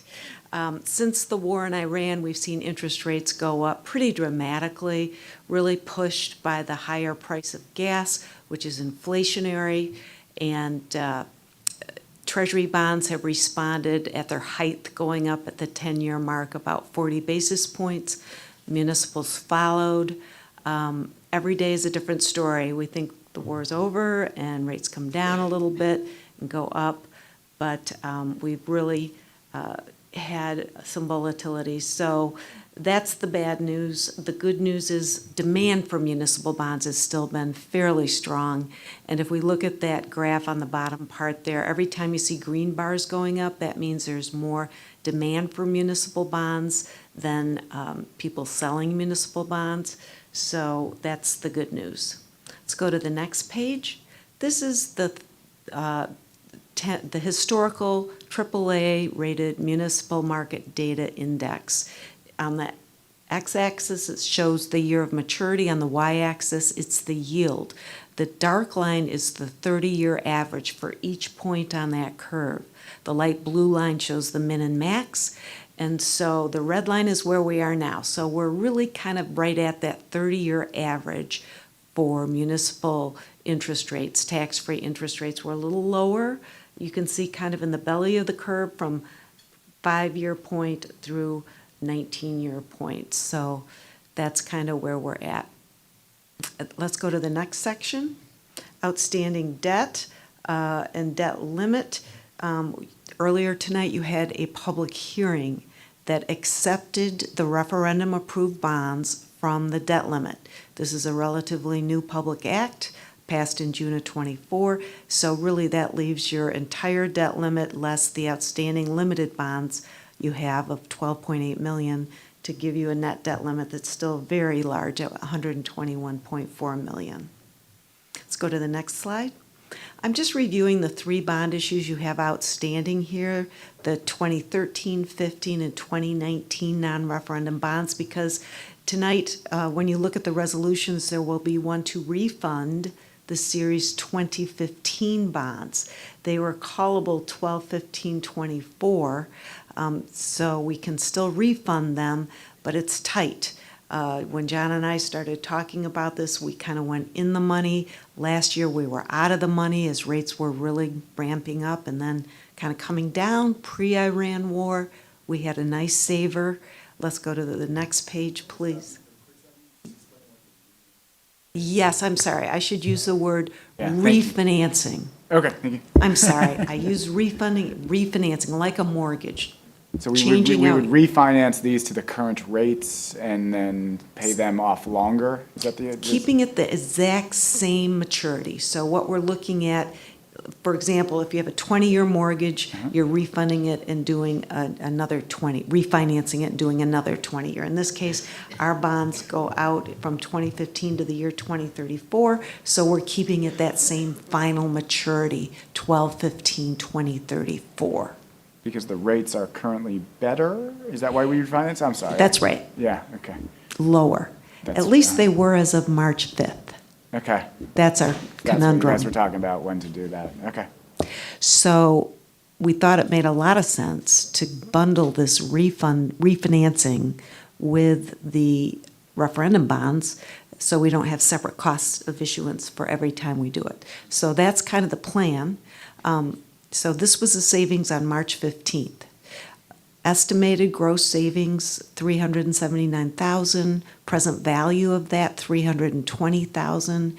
The ratio, I'm speaking to the green box on the screen, total estimated percent present value savings divided by the bonds refinanced is 4.65%. That's a ratio we pay close attention to. It represents those net present value savings after all costs, and we like to see that ratio over 3%.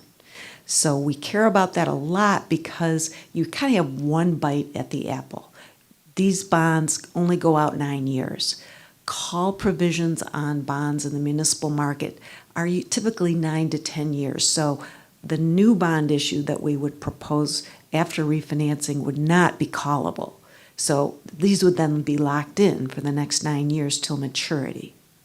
So if you look at the chart on the right, you kind of see the annual savings. And these are savings to the district, savings to the taxpayer, the $379,000. So over 3% PV savings, good savings ratio, ready to go. Then Iran war. So let's go to the next slide. So it was worse than this a couple days ago when I was at Finance Committee. Now it's a little better, but we're still not at that 3% threshold. We're getting there. So we're at about $225,000 savings over the life of the bonds, present value of $189,000. The resolution you'll consider tonight on this refinancing bond, it's a separate resolution, has a minimum savings target of 3%. Again, that is the industry standard. So we won't be refunding these bonds unless we can get 3% present value savings as a percent of the bonds refunded or greater. So does that mean that you guys are looking throughout every day to see when that, like, how does that work? Weekly. Weekly, and then if it hits that 3, like if it's lower and then it hits 3, is that when you guys jump on it, or is that? Well, we want to jump on it at the same time we issue the referendum bonds. So that date, which you'll find out later in the presentation, is projected to be May 12th. So we're hoping that things settle down, and if they don't, guess what? That parameters resolution you're considering tonight is good for 6 months. So we're suggesting we move ahead with the referendum bonds for a couple of reasons. I'll just quickly summarize and then show you why. We're within the promise, better than the promise to the taxpayers on the impact. You need the money now based on your construction schedule. And issuing the money now allows you also to maximize your interest earnings. So you meet your promise to the taxpayer, you maximize your interest earnings over the life of the bonds, and you need to start spending the money now, hence the middle schools this summer. Yeah, basically, if it doesn't hit that 3% at the same time as the referendum bonds, there's a 6-month window from the approval. So they could say, we're not going to go and refinance now, but we have 5 more months, basically, to be looking at it and see if we can get to 3%. That's the idea. And it doesn't. Then it just expires and then. we Expires, rethink or about it could repass a resolution after 6 months. Yeah, we if it just still continue looks that. like a good idea. Within the 6 month, would you tell us before you're going to do it, or just you have the free reign to do it then because it's been approved? Well, the parameters resolutions, including the ones you're Yeah. passing tonight, authorize us to go forward with a sale of both series, subject to the final approval of the board president and Dr. Filippi. So, and it's also got to be within the parameters Yep. set forth in the resolution, which of course have that minimum 3% savings target. And if we can't do it at the same time, is there still I know we had the 6-month window, but at that point we lost this cost savings benefit, so is there Yeah, like you a lose view a to little say wait bit. a We year have to and go back rates to the might rating get agency even better? Well, the 3%'s net of the fees, correct? Correct. All right. So the 3%, we would still get the 3%. No, I'm saying that you wanted to issue it with the referendum to save issuance costs, I believe is what you said. So Yeah. if we can't, we're at 2.6%, we can't do it, we go forward with referendum, and then 3 months later, we get above 3, like, you guys will decide at that point, but there could be a case where you think rates will be much better in a year, and Yeah. we could save 600 grand if we didn't, maybe you just take the bird in the hand. I think I mean, we'll have a discussion. Obviously, it'll come to us and there's going to be a short trigger on it, right? I think the reality is that we're not really in the business to try to game the market No, to I a certain know. extent. So it's like if we get to 3%, we're Take what probably you just can gonna take pull it and Yeah. get it and run. Yeah, exactly. Yeah. Fair enough. Yeah. Thanks. Sure. Sorry, I'm throwing a lot at you tonight, so thanks for your questions. I appreciate it. All right, so we're close. Let's keep going now to the referendum side of the coin. Very exciting. We've got these construction projects, the new Walden Wilmot, the full renovations of the other 2 elementaries, and then the middle schools. And then let's go to the next page. The sources, estimated amounts between fiscal year '26 and 2030. It's going to be, go back, 53 million of district funds, 87,780,000 of referendum bonds, and then 83,785,000 of alternate bonds that are paid from the operating funds, for a total of 224,660,000. Tonight, I'm really focusing on the referendum bonds.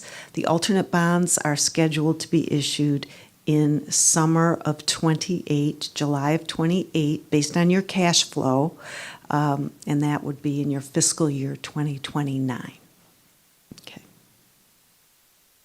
Okay. Remind me, John, the operating funds are the last, right, bucket? Is that correct? Yeah, so we hold on to those as long as possible because the interest earnings on those dollars are unrestricted. Right now, when we're looking at interest earnings on our referendum bonds, we're not projecting that will trigger any arbitrage rebate, but there are specific rules around it that would cap us out, unlike our district funds. Exactly right. Yep. Okay, next page. This, I always go back to this, is the promise. So what we told the taxpayers, about a 33-cent increase, $525 on a $500,000 home, or $359 per 10,000 of taxes paid, property taxes. And at that time, we had a cushion. We did this in December. We put a cushion. We're looking at an all-in interest cost 4.52%. So let's go to the next slide. And here's the update today. We have the 25 EAV. Lake County is on the ball. So you got a 5.7% increase on your EAV this year. 5.26 of that increase was due to reassessment. The other part was due to new property. So the $500,000 home from the 24 valuation is now worth $526,300. It got a little bit inflated in general. Not everybody's house is impacted exactly the same, but that's what the EAV is telling us with that growth rate. But you have a little new growth, so now that $500,000 home from '24, the tax impact is $1 less because of that new growth. Okay, so that's good. Take every dollar. The interest rates that we updated yesterday, we're at 443 now. Remember, the prior slide was at 452, so directionally we're good. I don't want to get my heart set because it's all very tied to what's going on in the global economy, especially with the Iran war.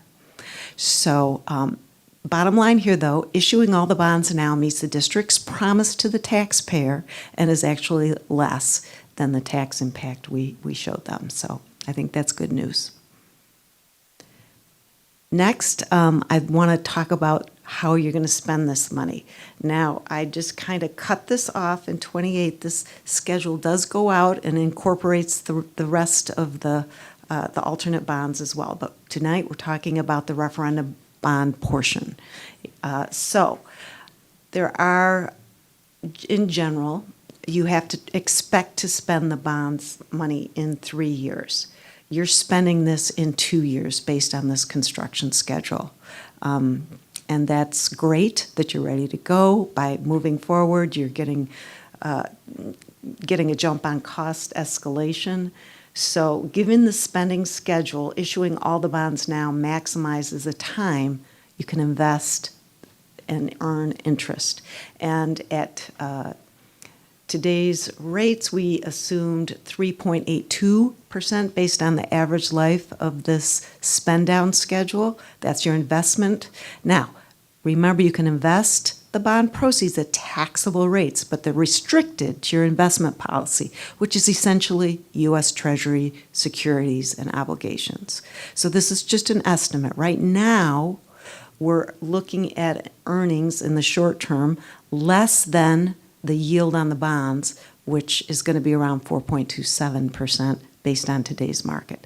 So you can keep all that money if according to the federal government arbitrage rebate. So that's great. Getting the money in the bank, investing, and starting the clock on earning interest is important to maximize your interest earnings, and we're assuming, based on this schedule and this drawdown, about $3.5 million of interest earnings, which is going to extend your project and go into your construction fund. Okay, so that's why we think, you can spend the money. Let's issue it now and start earning interest. So to that end, we have been busy. Poor John. We have been keeping him very busy. We had Finance Committee on April 13th. We posted the notice of public hearing, which you had earlier tonight. Yesterday, we met with the rating agencies. We spent a good hour plus, and then John was sending emails late into the night last night with all the information for Standard & Poor's. Feeling good about the rating. It's going to come back next week. We'll let you know as soon as we hear. Just coincidentally, Moody's also updated their rating on the district of AAA. So they just did that as part of their surveillance. So what good timing. We now have 2 ratings, one which we did not have to pay for. So we plan to sell the bonds on May 12th and then close on June 2nd. Any Will we questions? get an update prior to the May 12th issuance, even if it's by email, of like kind of this is where we're going to land on that? Because I don't think we don't have our meeting, I think, until the week after. Is that correct? Yeah, and the other piece that will come along is we've issued a request for proposals for qualified firms to manage investments on the bond proceeds. And we'll treat that kind of its own bucket of investing separate and apart from the investment strategy for the district. And we'll bring that firm forward for a recommendation, information, and action at the May meeting so that they can manage those funds when they're received in When are June. the proceeds? So if the issuance is on May 12th, when are the proceeds actually in our account? June 2nd. June 2nd, okay, so Yeah. we have time then. All right. but we don't have time to do traditional info and action spread out It's gonna over. be the same meeting. It's going to need to be, yeah. And these are all the same players that we're accustomed to, that many of whom we already work with, so. Right. Any questions? If we end up before the May 12th issuance where we see interest rates, Lord knows what Yeah. happens, right? Yeah. And If we see have a it very beyond- unstable market. Yeah. And we're not, and, like we talked at the Finance Committee, we're recommending a competitive sale given your AAA rating. So if we see that things are crazy, the board delegates, John and you, Ryan, can reject all the bids. Okay. If we get into a bad day, If we know beforehand, we can try to pull the deal, but it gets a little tricky in competitive bids. You don't want to discourage people from bidding the next time, so. But you certainly don't have to take them if we get a crazy day and have something strange happen. So I would say that for the rest of the board, obviously we're going to take action tonight related to this, but as we come up to the May 12th date, just expect we'll update where we are so everybody's fully aware, right? Should anything go differently than the plan that we have here tonight, let's put it that way. Yeah. And I can come to your May meeting and give you the update on the results. Actually, I might be out of town, but somebody can, sorry. Any other questions? Okay, that's all I have. All right. Thanks, Liz. That was a really good, concise version of what we did, so thank you. All right, next on the list is the 2027-2028 school calendar. It's our favorite topic, Dale, every year. I would expect nothing less. I have really good news and good news. So the really good news is for the second year in a row, we have really collaborated with Township 113 and North Shore 112. We went a long time with having to play follow the leader on being told what the calendar was versus collaborating on certain needs in those districts. So my colleagues in 113 and 112 really appreciate the efforts. We're all able to sit down and banter back and forth on what the individual needs are of the systems, because even though we are somewhat sister school districts, we still have unique collective bargaining agreements. We have different numbers of total days that students are in the classroom, that teachers are in the district. So all that plays into this, but at least we're collaborating and really producing something that I'm proud of way ahead of time. So again, this is not next year's calendar. This is the calendar for the year after. So that's the really good news. That being said, there's some points that I wanted to clarify. So if you have access to the agenda and are looking at the cover page, I listed some of those things, and I want to share why some of the events line up on the calendar the way they do, because we often forget, since we do this once a year, and someone will ask me, like, Dale, why don't we do this? And I said, good question. Let me look into that. And I remember, this is why we do it the way we do it. So let me explain some of those things. The most important thing is we have 183 days in the teacher contract that we have to build into a calendar. We also have to factor in other contractual obligations. So I'm going to jump to the last bullet because I get this question a lot. Like, we all think we have the hack to make things better. Like, do we have to do Kazimierz Pulaski Day? Do we have to do Columbus Day? There are clauses in school code where you don't, but where we're stuck, and many districts are stuck, is it's contractual, and we have to honor the contracts. So we would love at some point in the future, when we get to bargaining, to rethink some of those things. But right now, we are locked into, since you have many 12-month employees, through the sports staff, through some of your administrators, where those days are paid holidays. And so we cannot deviate from that.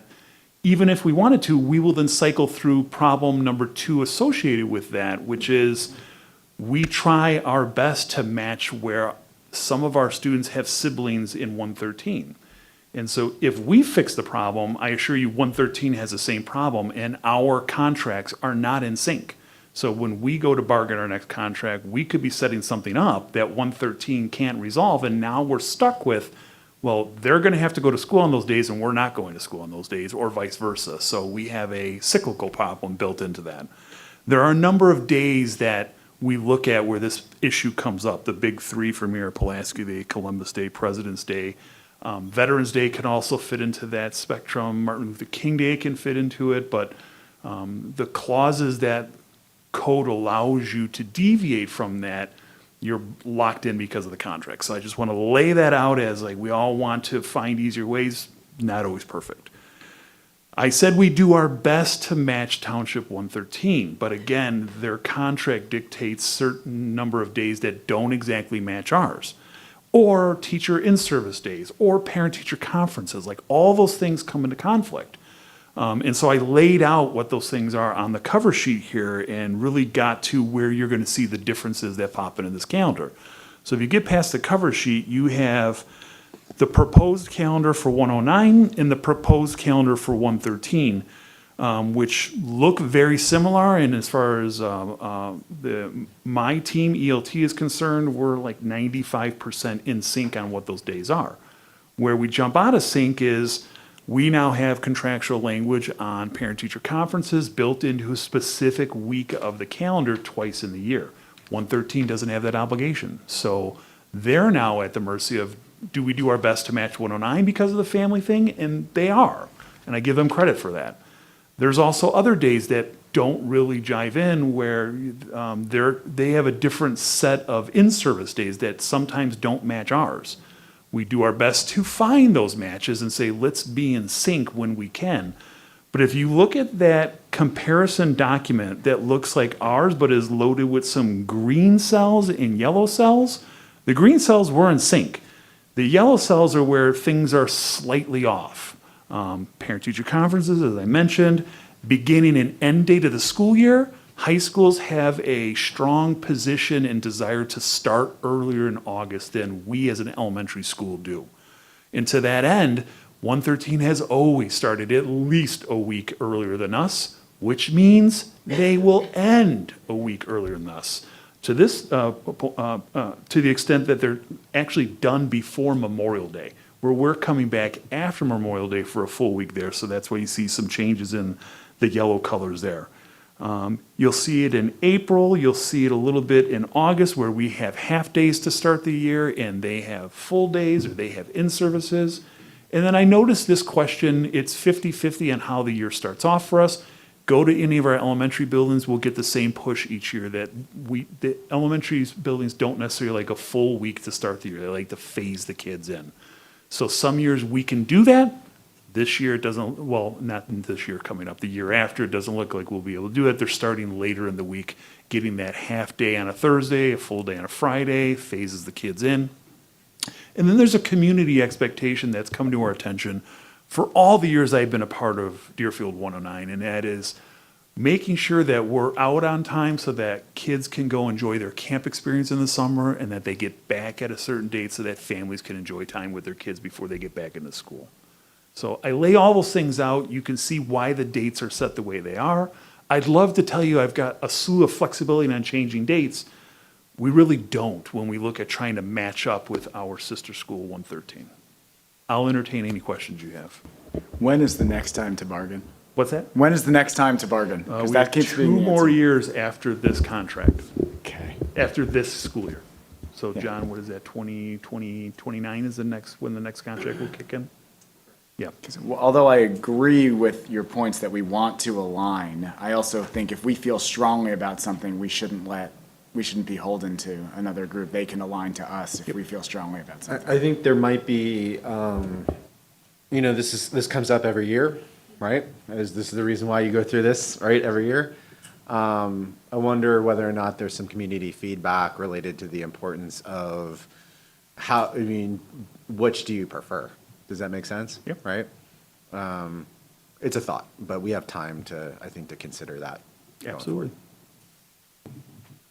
And if should the direction change in the future where the primary goal is to not match 113, then provide that direction. Yeah, I think that's been the historical right? It's Philosophy, absolutely been a right? historical And philosophy. so I think the question now is like, okay, with the current cohort of parents, is that still the same philosophy? Yep. Right? I know our parents are struggling a lot with the Mondays. I mean, it's brutal for working families to try and figure out a lot of these holidays that these kids are not in school for full weeks, and parents are trying to make it work, and it's Yep. very, very challenging for a lot of people, and I totally get the other side of it too. I just want to represent what people are saying, and it's super frustrating. That's probably the biggest feedback I get from being on the board. And I understand that, but remember, there's two sides of the coin. That is Yeah. impact bargaining, which is when you open up the contract, there's give and take on that. Totally, right, that's absolutely, I think that's a discussion to be had down the road with when we have to do that. It's not that day, it's another day. That's the other side of it. It's just a Exactly. swap. so- Absolutely, I agree with that, but that is. I agree with Mitch there, but I do have a fourth grader who thanks you for every day that he can stay home. I will say that, yes, as a working parent, when I first moved to the district, I couldn't understand why we had so many days off, and I didn't even have a high schooler back then. So, yes, it's so easy to look at this and say you could change this and change that. So thank you for giving us such a lengthy explanation as to why we have these days off. And I think, especially, when we have a lot of people moving to Deerfield from like different states and different countries who might not be used to some of these days off. So I think it's really beneficial to me, as a community member to know to sort of answer some of these questions, because I would love to see some things align more. But even when you do that, it also may not align more with, parents' schedules as well. So it's really hard. There's no like perfect solution. I am, though, a little curious about, especially the last week, do we see larger absences in our attendance with school, with that gap between high school and our calendar? I can look, but offhand, I would say not typically, no, because I think the close turnaround for camp as well, I don't think it's impacted us that much. So we're not aligning and it's still okay, is what I'm hearing. Yeah, and I mean, the other thing, well, those of us with high schoolers now experience this, is, there's lots of days where they're in session, but the kids might be home, like there were 2 days just last week for ACT test. There's other factors that you don't necessarily realize until you have kiddos in high school, how much additional time they seem to be home. Correct. All right, any other questions? No question, just a comment. Thank you, Dale. This is a bear of a piece of work to do, and we ask every time it comes up, and every time you're well prepared.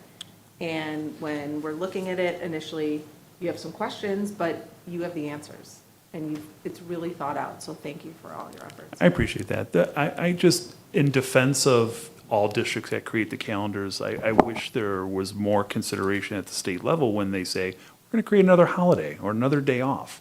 Because I think it was Ryan that said it perfectly, like, you may give another day, but we have 183 days we have to be in session. So you take that day off, it's just going to put it one day at the front or one day at the back or shortening a break. So all that gets factored in. I also think that the Park District really does play a large part in this, in offering those, camps, those one-day camps. And I think they do a really good job of outreaching to the community. So, I just like to thank that partnership that I know you as the administration work really hard on fostering. So thank you for that. Very good point, Rosie, especially now that we're so far ahead in creating calendars. It used to be 1 year out. Now we're 19, 20 months. That's outstanding. Final question. 5 years ago, 10 years ago, would you have imagined that we'd have this level of cooperation among the districts? No, we were often said, here's our calendar, do whatever you need to do to match it. So I give a lot of credit to the leadership in those other two districts and the trust that they're putting in the HR leaders in each one to say, let's band together to see what we can do to keep things consistent. So that's the real, again, really, really good news. And it'll come back next month for approval, so thank you. Okay, thanks, Dale. All right, next on the agenda, fiscal year 27 fees and facility rental rates. Just as a reminder, we called an amendment upon approval of the agenda at the beginning of the meeting to correct a typo in the fee amount for early learners tuition, which is reflected in the board book as an additional amended document. Ben? Alrighty, good evening, members of the board. I'll keep this short and sweet. On March 12th, the policy committee met to review the 26-27 school year fees, which are included in your packet for review. Additionally, the committee met to discuss the facility rental agreements for the 26-27 school year. Board policy requires that the administration prepares and the board approves this on an annual basis. So that is included in your packet as well. But I'm going to just leave it as, do you have any questions? Keep it simple. Any questions on the fees? All right, seeing none, thank you, Ben. Thank you. Yeah, All right, appreciate well it. then, Good job. Yeah, cheers. That's amazing. All right. Have a good. A new model for all presentations. Yeah, there you go. Yeah. You made him come for that. All right, John, good luck following that one. Recommendation for student and staff device purchases. I was skipped one. Oh, did I skip one? Oh, middle school construction bid results. Sorry, 2026. So now begins the construction, and we bid the middle school work, some to occur at Caruso, but the majority of which to occur this summer at Shepherd. And we received very strong interest. We received 8 bids. So we can confuse everyone tonight. This is not a construction manager project. This is general contractor. And I would expect that next summer, even though we have the construction manager working on the elementary schools, we would bundle and bid middle school work under a GC again. We received very favorable pricing, and the low responsible bidder is Hap Builders. HAP has done a number of projects in the district, most recently the auditorium at Caruso. Well, not most recently, but the largest recent project they did was the auditorium at Caruso Middle School. We also pre-purchased just over $500,000 worth of mechanical equipment from Trane. So we would recommend that the board approve a contract with HAP Builders this evening so that they can get cracking. So would this cover the full scope of the middle school renovations? There will or- be more work to be completed in 2027. All of the main office areas, and including adjacent spaces like nurses' offices, teacher workspaces, will be completely renovated, chiefly for security, but those spaces are also due for renovation. They're quite tired out. And then there will be more security work that's done within the both buildings, specifically swipe card access on interior doors. And there will be a few ancillary classrooms here and there, and we'll take a look at how we're trending budget to actual on whether or not we want to renovate some additional washrooms at the middle schools as well. But we anticipate being done at the middle schools in summer of '27. Is the thought process, so they're coming in favorable right now, so any kind of positive delta that we get is the idea that there's additional scope within the middle schools that would be executed? We'll consider that, but really our focus is on getting that third space at the elementary campuses. Okay. That is what we're really driving towards, and this is a good start, but these things can turn around quickly because it's construction. So we're off to a good start. Let's hope we stay on that path. Okay. And this could change too as they're sending things out to bid, right? This is just their best estimate. This is a fixed price. So they got bids in, or We took bids in for this project back in December. Okay. And so these are fixed costs. We know we have cost certainty on this. This includes an allowance for change orders that Okay. might be necessary. But owing to past projects, we typically do not eat up all of that allowance. Yeah. So we feel very confident that for summer '26, we're trending very favorably. great. All right, any other questions? All right. Next on the agenda, a recommendation for student and staff device purchase. Yeah, shared a memo from Danielle and I will defer to Danielle on questions of shifting the device for second grade because that has more of a curricular component. But really, Danielle and I and Denise Murphy from Net56 worked together to come up with a more predictable device refresh schedule. We were seeing we had devices that were in service 4 and 5 years, and those are very challenging to keep in service for our students.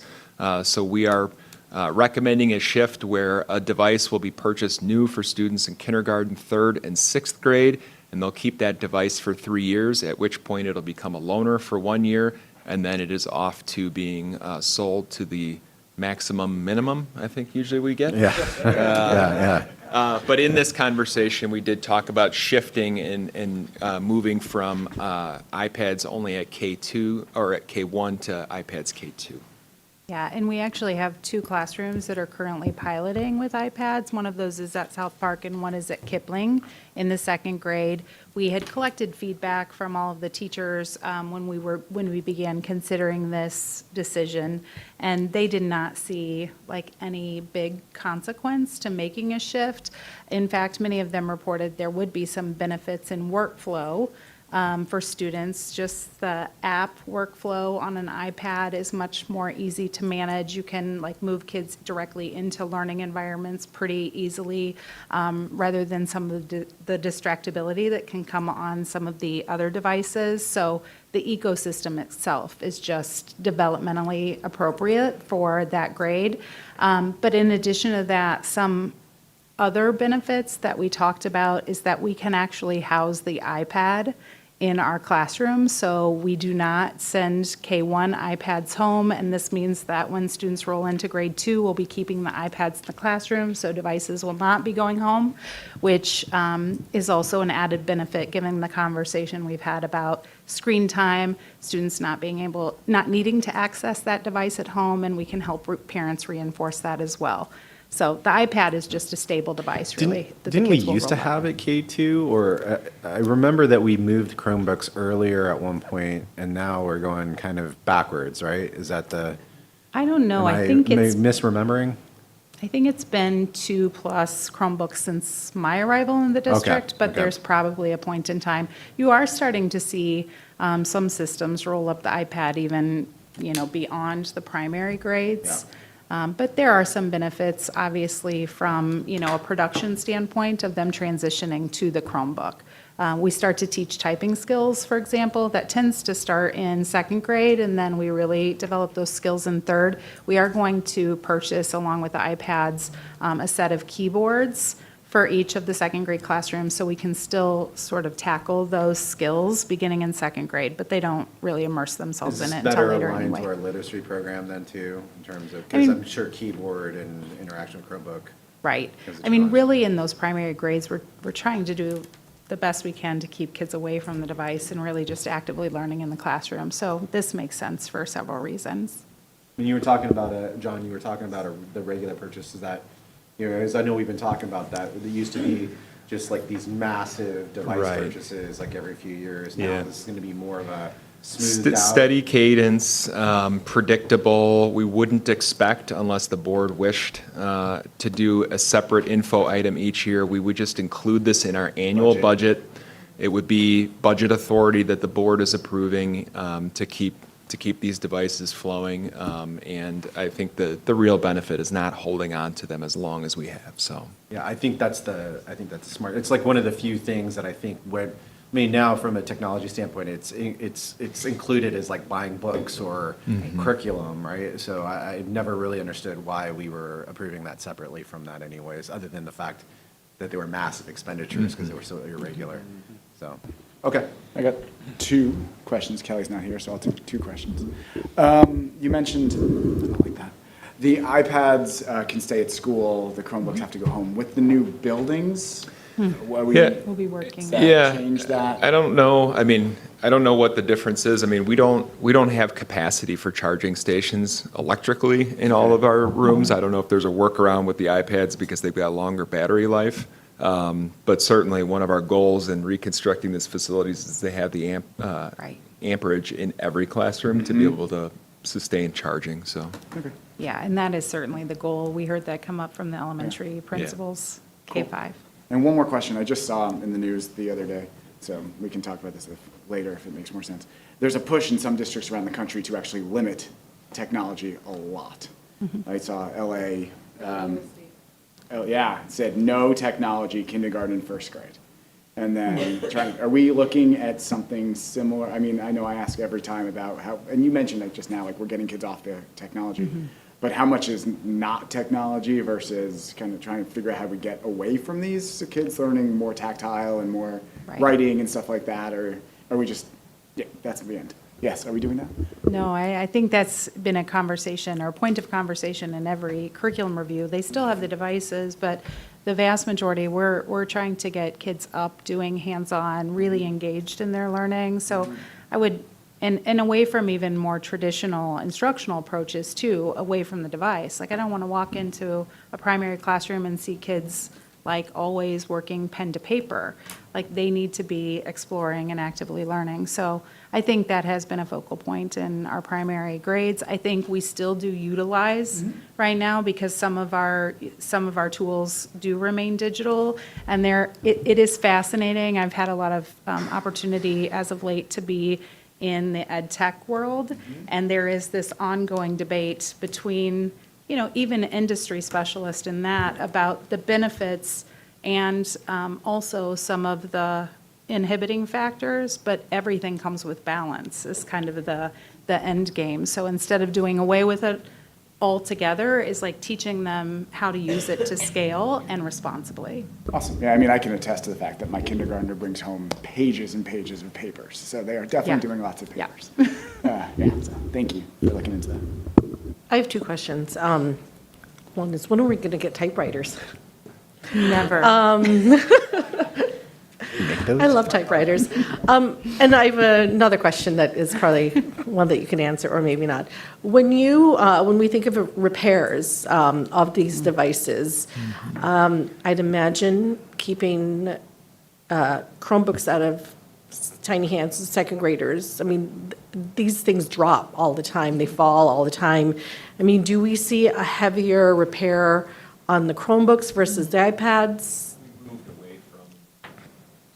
We moved away from paying for repairs to purchasing a warranty insurance plan, all of these devices, so that we can avoid some of that downtime and some of those costs that are associated with them. I was going to say, I was just looking at quotes today, actually, for the iPads, which include the Apple Care, which does give us a, really good quality of service when those instances happen. We don't have to worry about it in the same way. And it makes our technology spend more predictable. Yes. One of the big variables that we were seeing when we weren't purchasing those plans was just astronomical repair bills that we couldn't reasonably forecast. All right, any other questions? All right, next on the agenda, FY27 Crossing Guard Agreement. Yep, one-year renewal with Andy Frayne, our current vendor, doing a great job for us. This is essentially a CPI increase, 2.98% for next year, so we recommend the board approve a one-year renewal with Andy Frayne at the May 21st meeting. Why 1 year versus more? Just curious. So when we originally bid this project, this goes back 6 years now, we issued a bid, and it was an RFP, and we got one provider that responded from North Carolina. They took the project on and failed miserably, and Andy Frayne came in and took on that contract. We were paying a rate that was much elevated compared to area peers who were working with Andy Frayne. So if you'll recall, it was last summer, we had approved a 3-year extension, kind of extending some of those rates.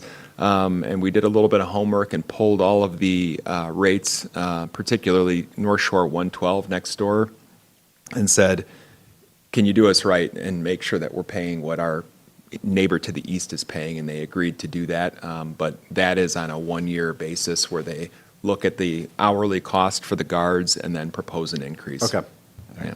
So this is just going to be kind of an every year thing until we decide to RFP again. Correct. And I wouldn't recommend that you RFP because Andy Frayne is really the only player in the region, and they do a great job for the district. All right. Any questions? I have a question. I know this is a rate increase, and this might not be the time to discuss this right now, but as this is for the year that we'd be going into construction, will there be a conversation about how we look at the safety and security of certain areas that are vulnerable now that would be a lot more vulnerable during construction? That's already occurred. So we've retained T.Y. Lin, who is currently presenting to the Plan Commission on the other side of town. They have completed full traffic studies of Walden and Wilmot. And actually, in the case of Walden, have already made a recommendation to add a guard based on current conditions and on interim conditions anticipated throughout construction. And then they'll reevaluate that additional guard at finished conditions to make a recommendation to us if we should continue. They're going to be beginning their assessments of Kipling and South Park campuses. So I do expect that we are going to probably add some guards throughout construction, and we're utilizing the police department and T.Y. Lin to advise where we should post those guards. And it sounds like it. It sounds like Andy Frank's very large, but they have the capacity to add. They do. They're crossing guards. Yeah, their core business is like event security. So they're accustomed to staffing up the United Center, major concerts, and we have never been short a guard. And they also have a roving supervisory guard. So if ever there was somebody that's not on post, they are able to staff it. So. All right. Next on the agenda is the action items, 9.1 consent agenda, 9.1.1 personnel, 9.1.1.1 resignations and retirements, 9.1.1.2 leaves of absence, 9.1.1.3 employment of certified staff, 9.1.4 employment of educational support staff, 9.1.5 employment of at-will staff. Just as a reminder, called an amendment upon approval of the agenda at the beginning of the meeting to amend a typo in the hourly rate for Caitlin Plank for ESY, which is reflected in the board book as an additional amended document. 9.1.2, bills for payment.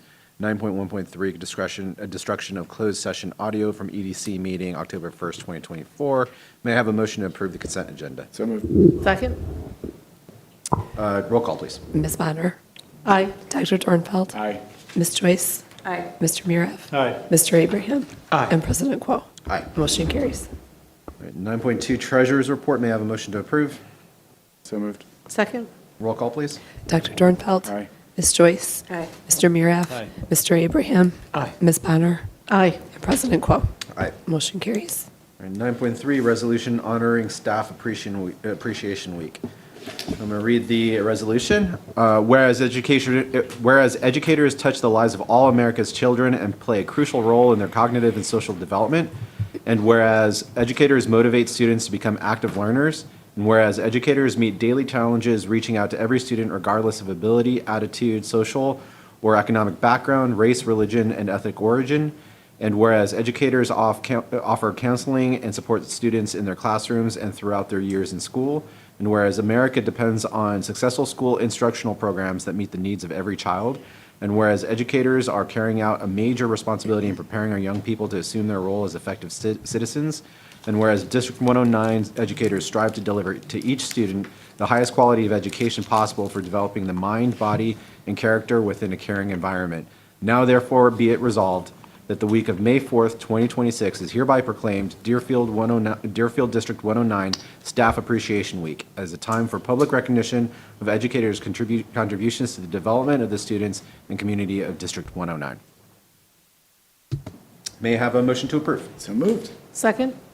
Roll call, please. Ms. Joyce? Aye. Mr. Murav? Aye. Mr. Abraham? Aye. Ms. Bonner? Aye. Dr. Dornfeld? Aye. And President Quo. Aye. Motion carries. 9.4, approval of regular meeting minutes from March 12th, 2026. May I have a motion to approve? So moved. Second? Roll call, please. Ms. Joyce? Aye. Mr. Murav? Aye. Mr. Abraham? Aye. Ms. Bonner? Aye. Dr. Dornfeld? Aye. And President Quo. Abstain. Motion carries. 9.5, approval of special meeting minutes from April 2nd, 2026. You and I were not, so we both will abstain. May I have a motion to approve? So moved. Second?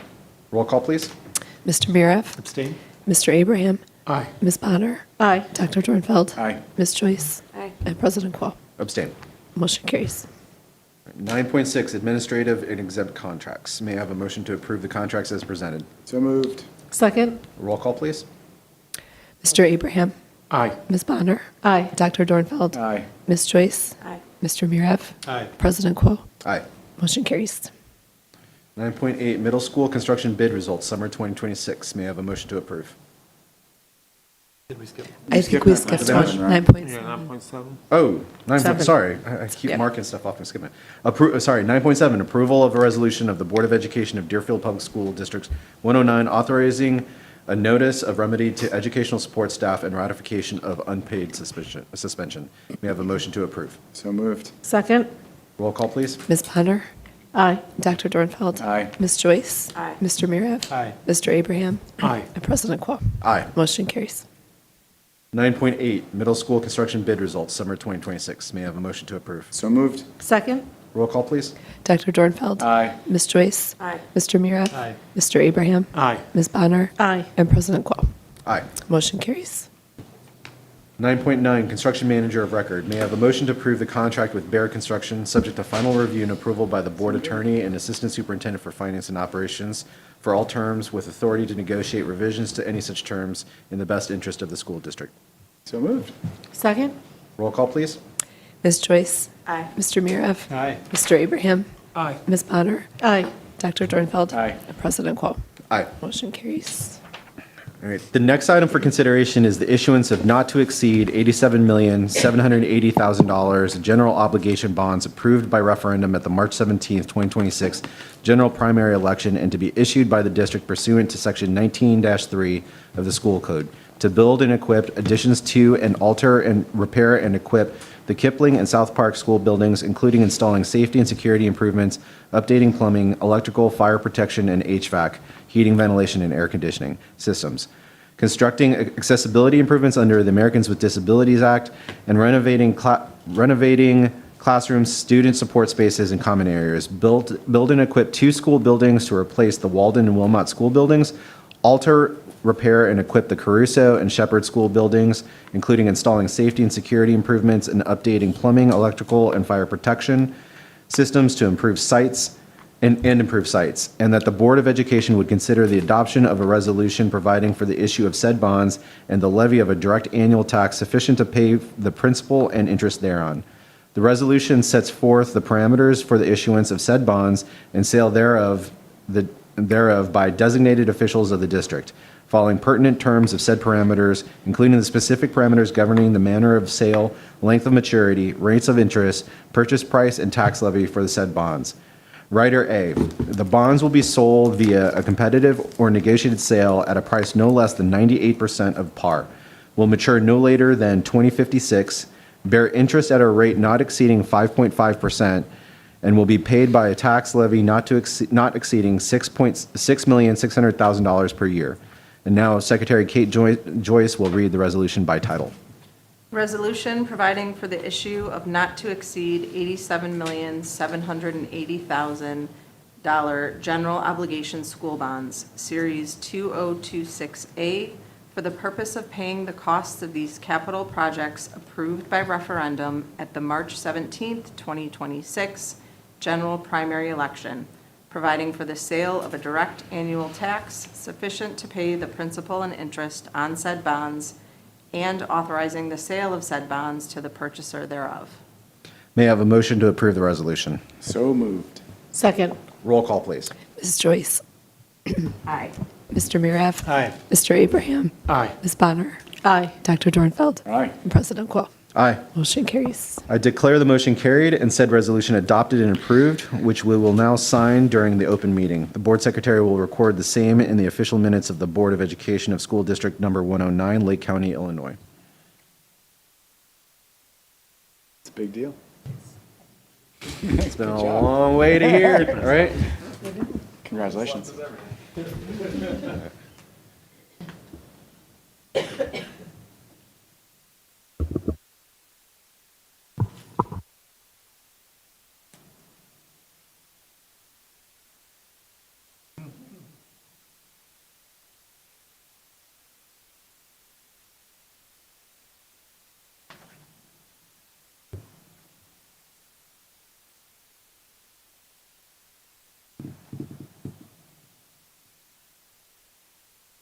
President, two signatures for you.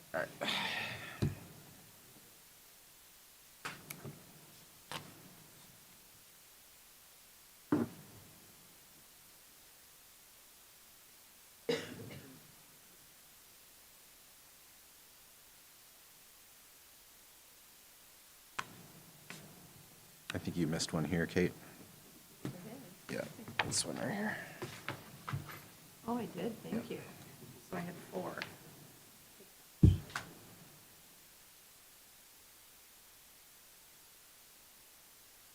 Now, you want to double check that real quick, make sure we got everything? School treasurer, that is for, yep. First one good, second one good. Good. Good, we have our. All right. There you go. Congratulations, everybody, on that one. Congrats. All right, the next item for consideration is the issuance of not to exceed $7,100,000 general obligation limited tax bonds to be issued by the district pursuant to Article 19 of the school code for the purpose of refunding certain outstanding bonds of the district, and that the Board of Education would consider the adoption of a resolution providing for the issue of said bonds and the levy of a direct annual tax to pay for the principal and interest thereon. The resolution sets forth the parameters for the issuance of said bonds and sale thereof by designated officials of the district, following pertinent terms of said parameters, including the specific parameters governing the manner of sale, length of maturity, rates of interest, purchase price, and tax levy for the said bonds. Rider B. The bonds will be sold via competitive or negotiated sale at a price no less than 98% of par, will mature no later than 2034, bear interest at a rate not exceeding 5.5%, and will be paid by a tax levy not exceeding $1,461,778 per year. And now Board Secretary Kate Joyce will read the resolution by title. Resolution providing for the issue of not to exceed $7,100,000 general obligation limited tax refunding school bonds, Series 2026B, for the purpose of refunding certain outstanding bonds of the district, providing for the levy of a district annual tax to pay the principal and interest on said bonds, and authorizing the sale of said bonds to the purchaser thereof.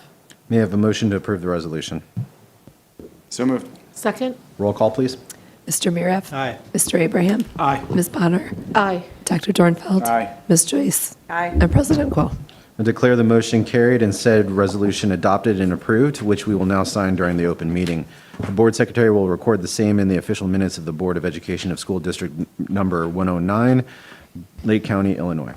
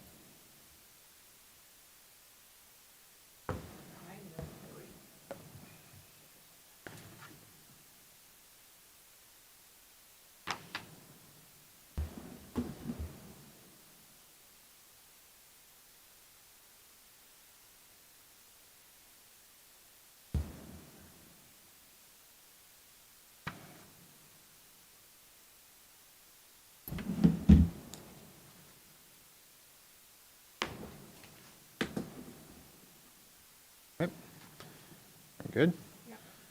All right. That's it for the action items. Next on the agenda are committee reports. Anybody have any committee reports? Well, we had a finance meeting, but I'm not sure how I can summarize it, other than Liz did her presentation, so, yep, we had that. And then, I think I don't have any other, can't really say anything else. Okay. Anybody else? All right. Next on the agenda, open community participation. This period of community participation near the end of the meeting is open for all matters. If you wish to comment, please fill out a community participation form located on the podium and hand it to Rebecca Rudd. We will call you up one at a time to the podium to speak. Please limit all comments to no more than 3 minutes. Any comments? Okay, seeing none. Board Superintendent, other. All right. So it begins. Yeah. Congratulations, everyone. Yeah, congratulations, everybody. I'd like to do just one thank you to Becky for helping us with the IASB submission for the board recognition. It's in a massive packet. So it's a lot of work. So that's the only reason why we get recognized is the work that Becky does and enables us to do. So thank you so much for your help in that. I mean, it's just the start. Like, we still got everything left to do, right? But this was a big part of the start on this thing. So, just a ton of work that went into getting us here just to sign these documents. So appreciate everybody's work to get us here. Anything else? Exciting. All right. Can I get a motion to adjourn? Second? All in favor? Aye.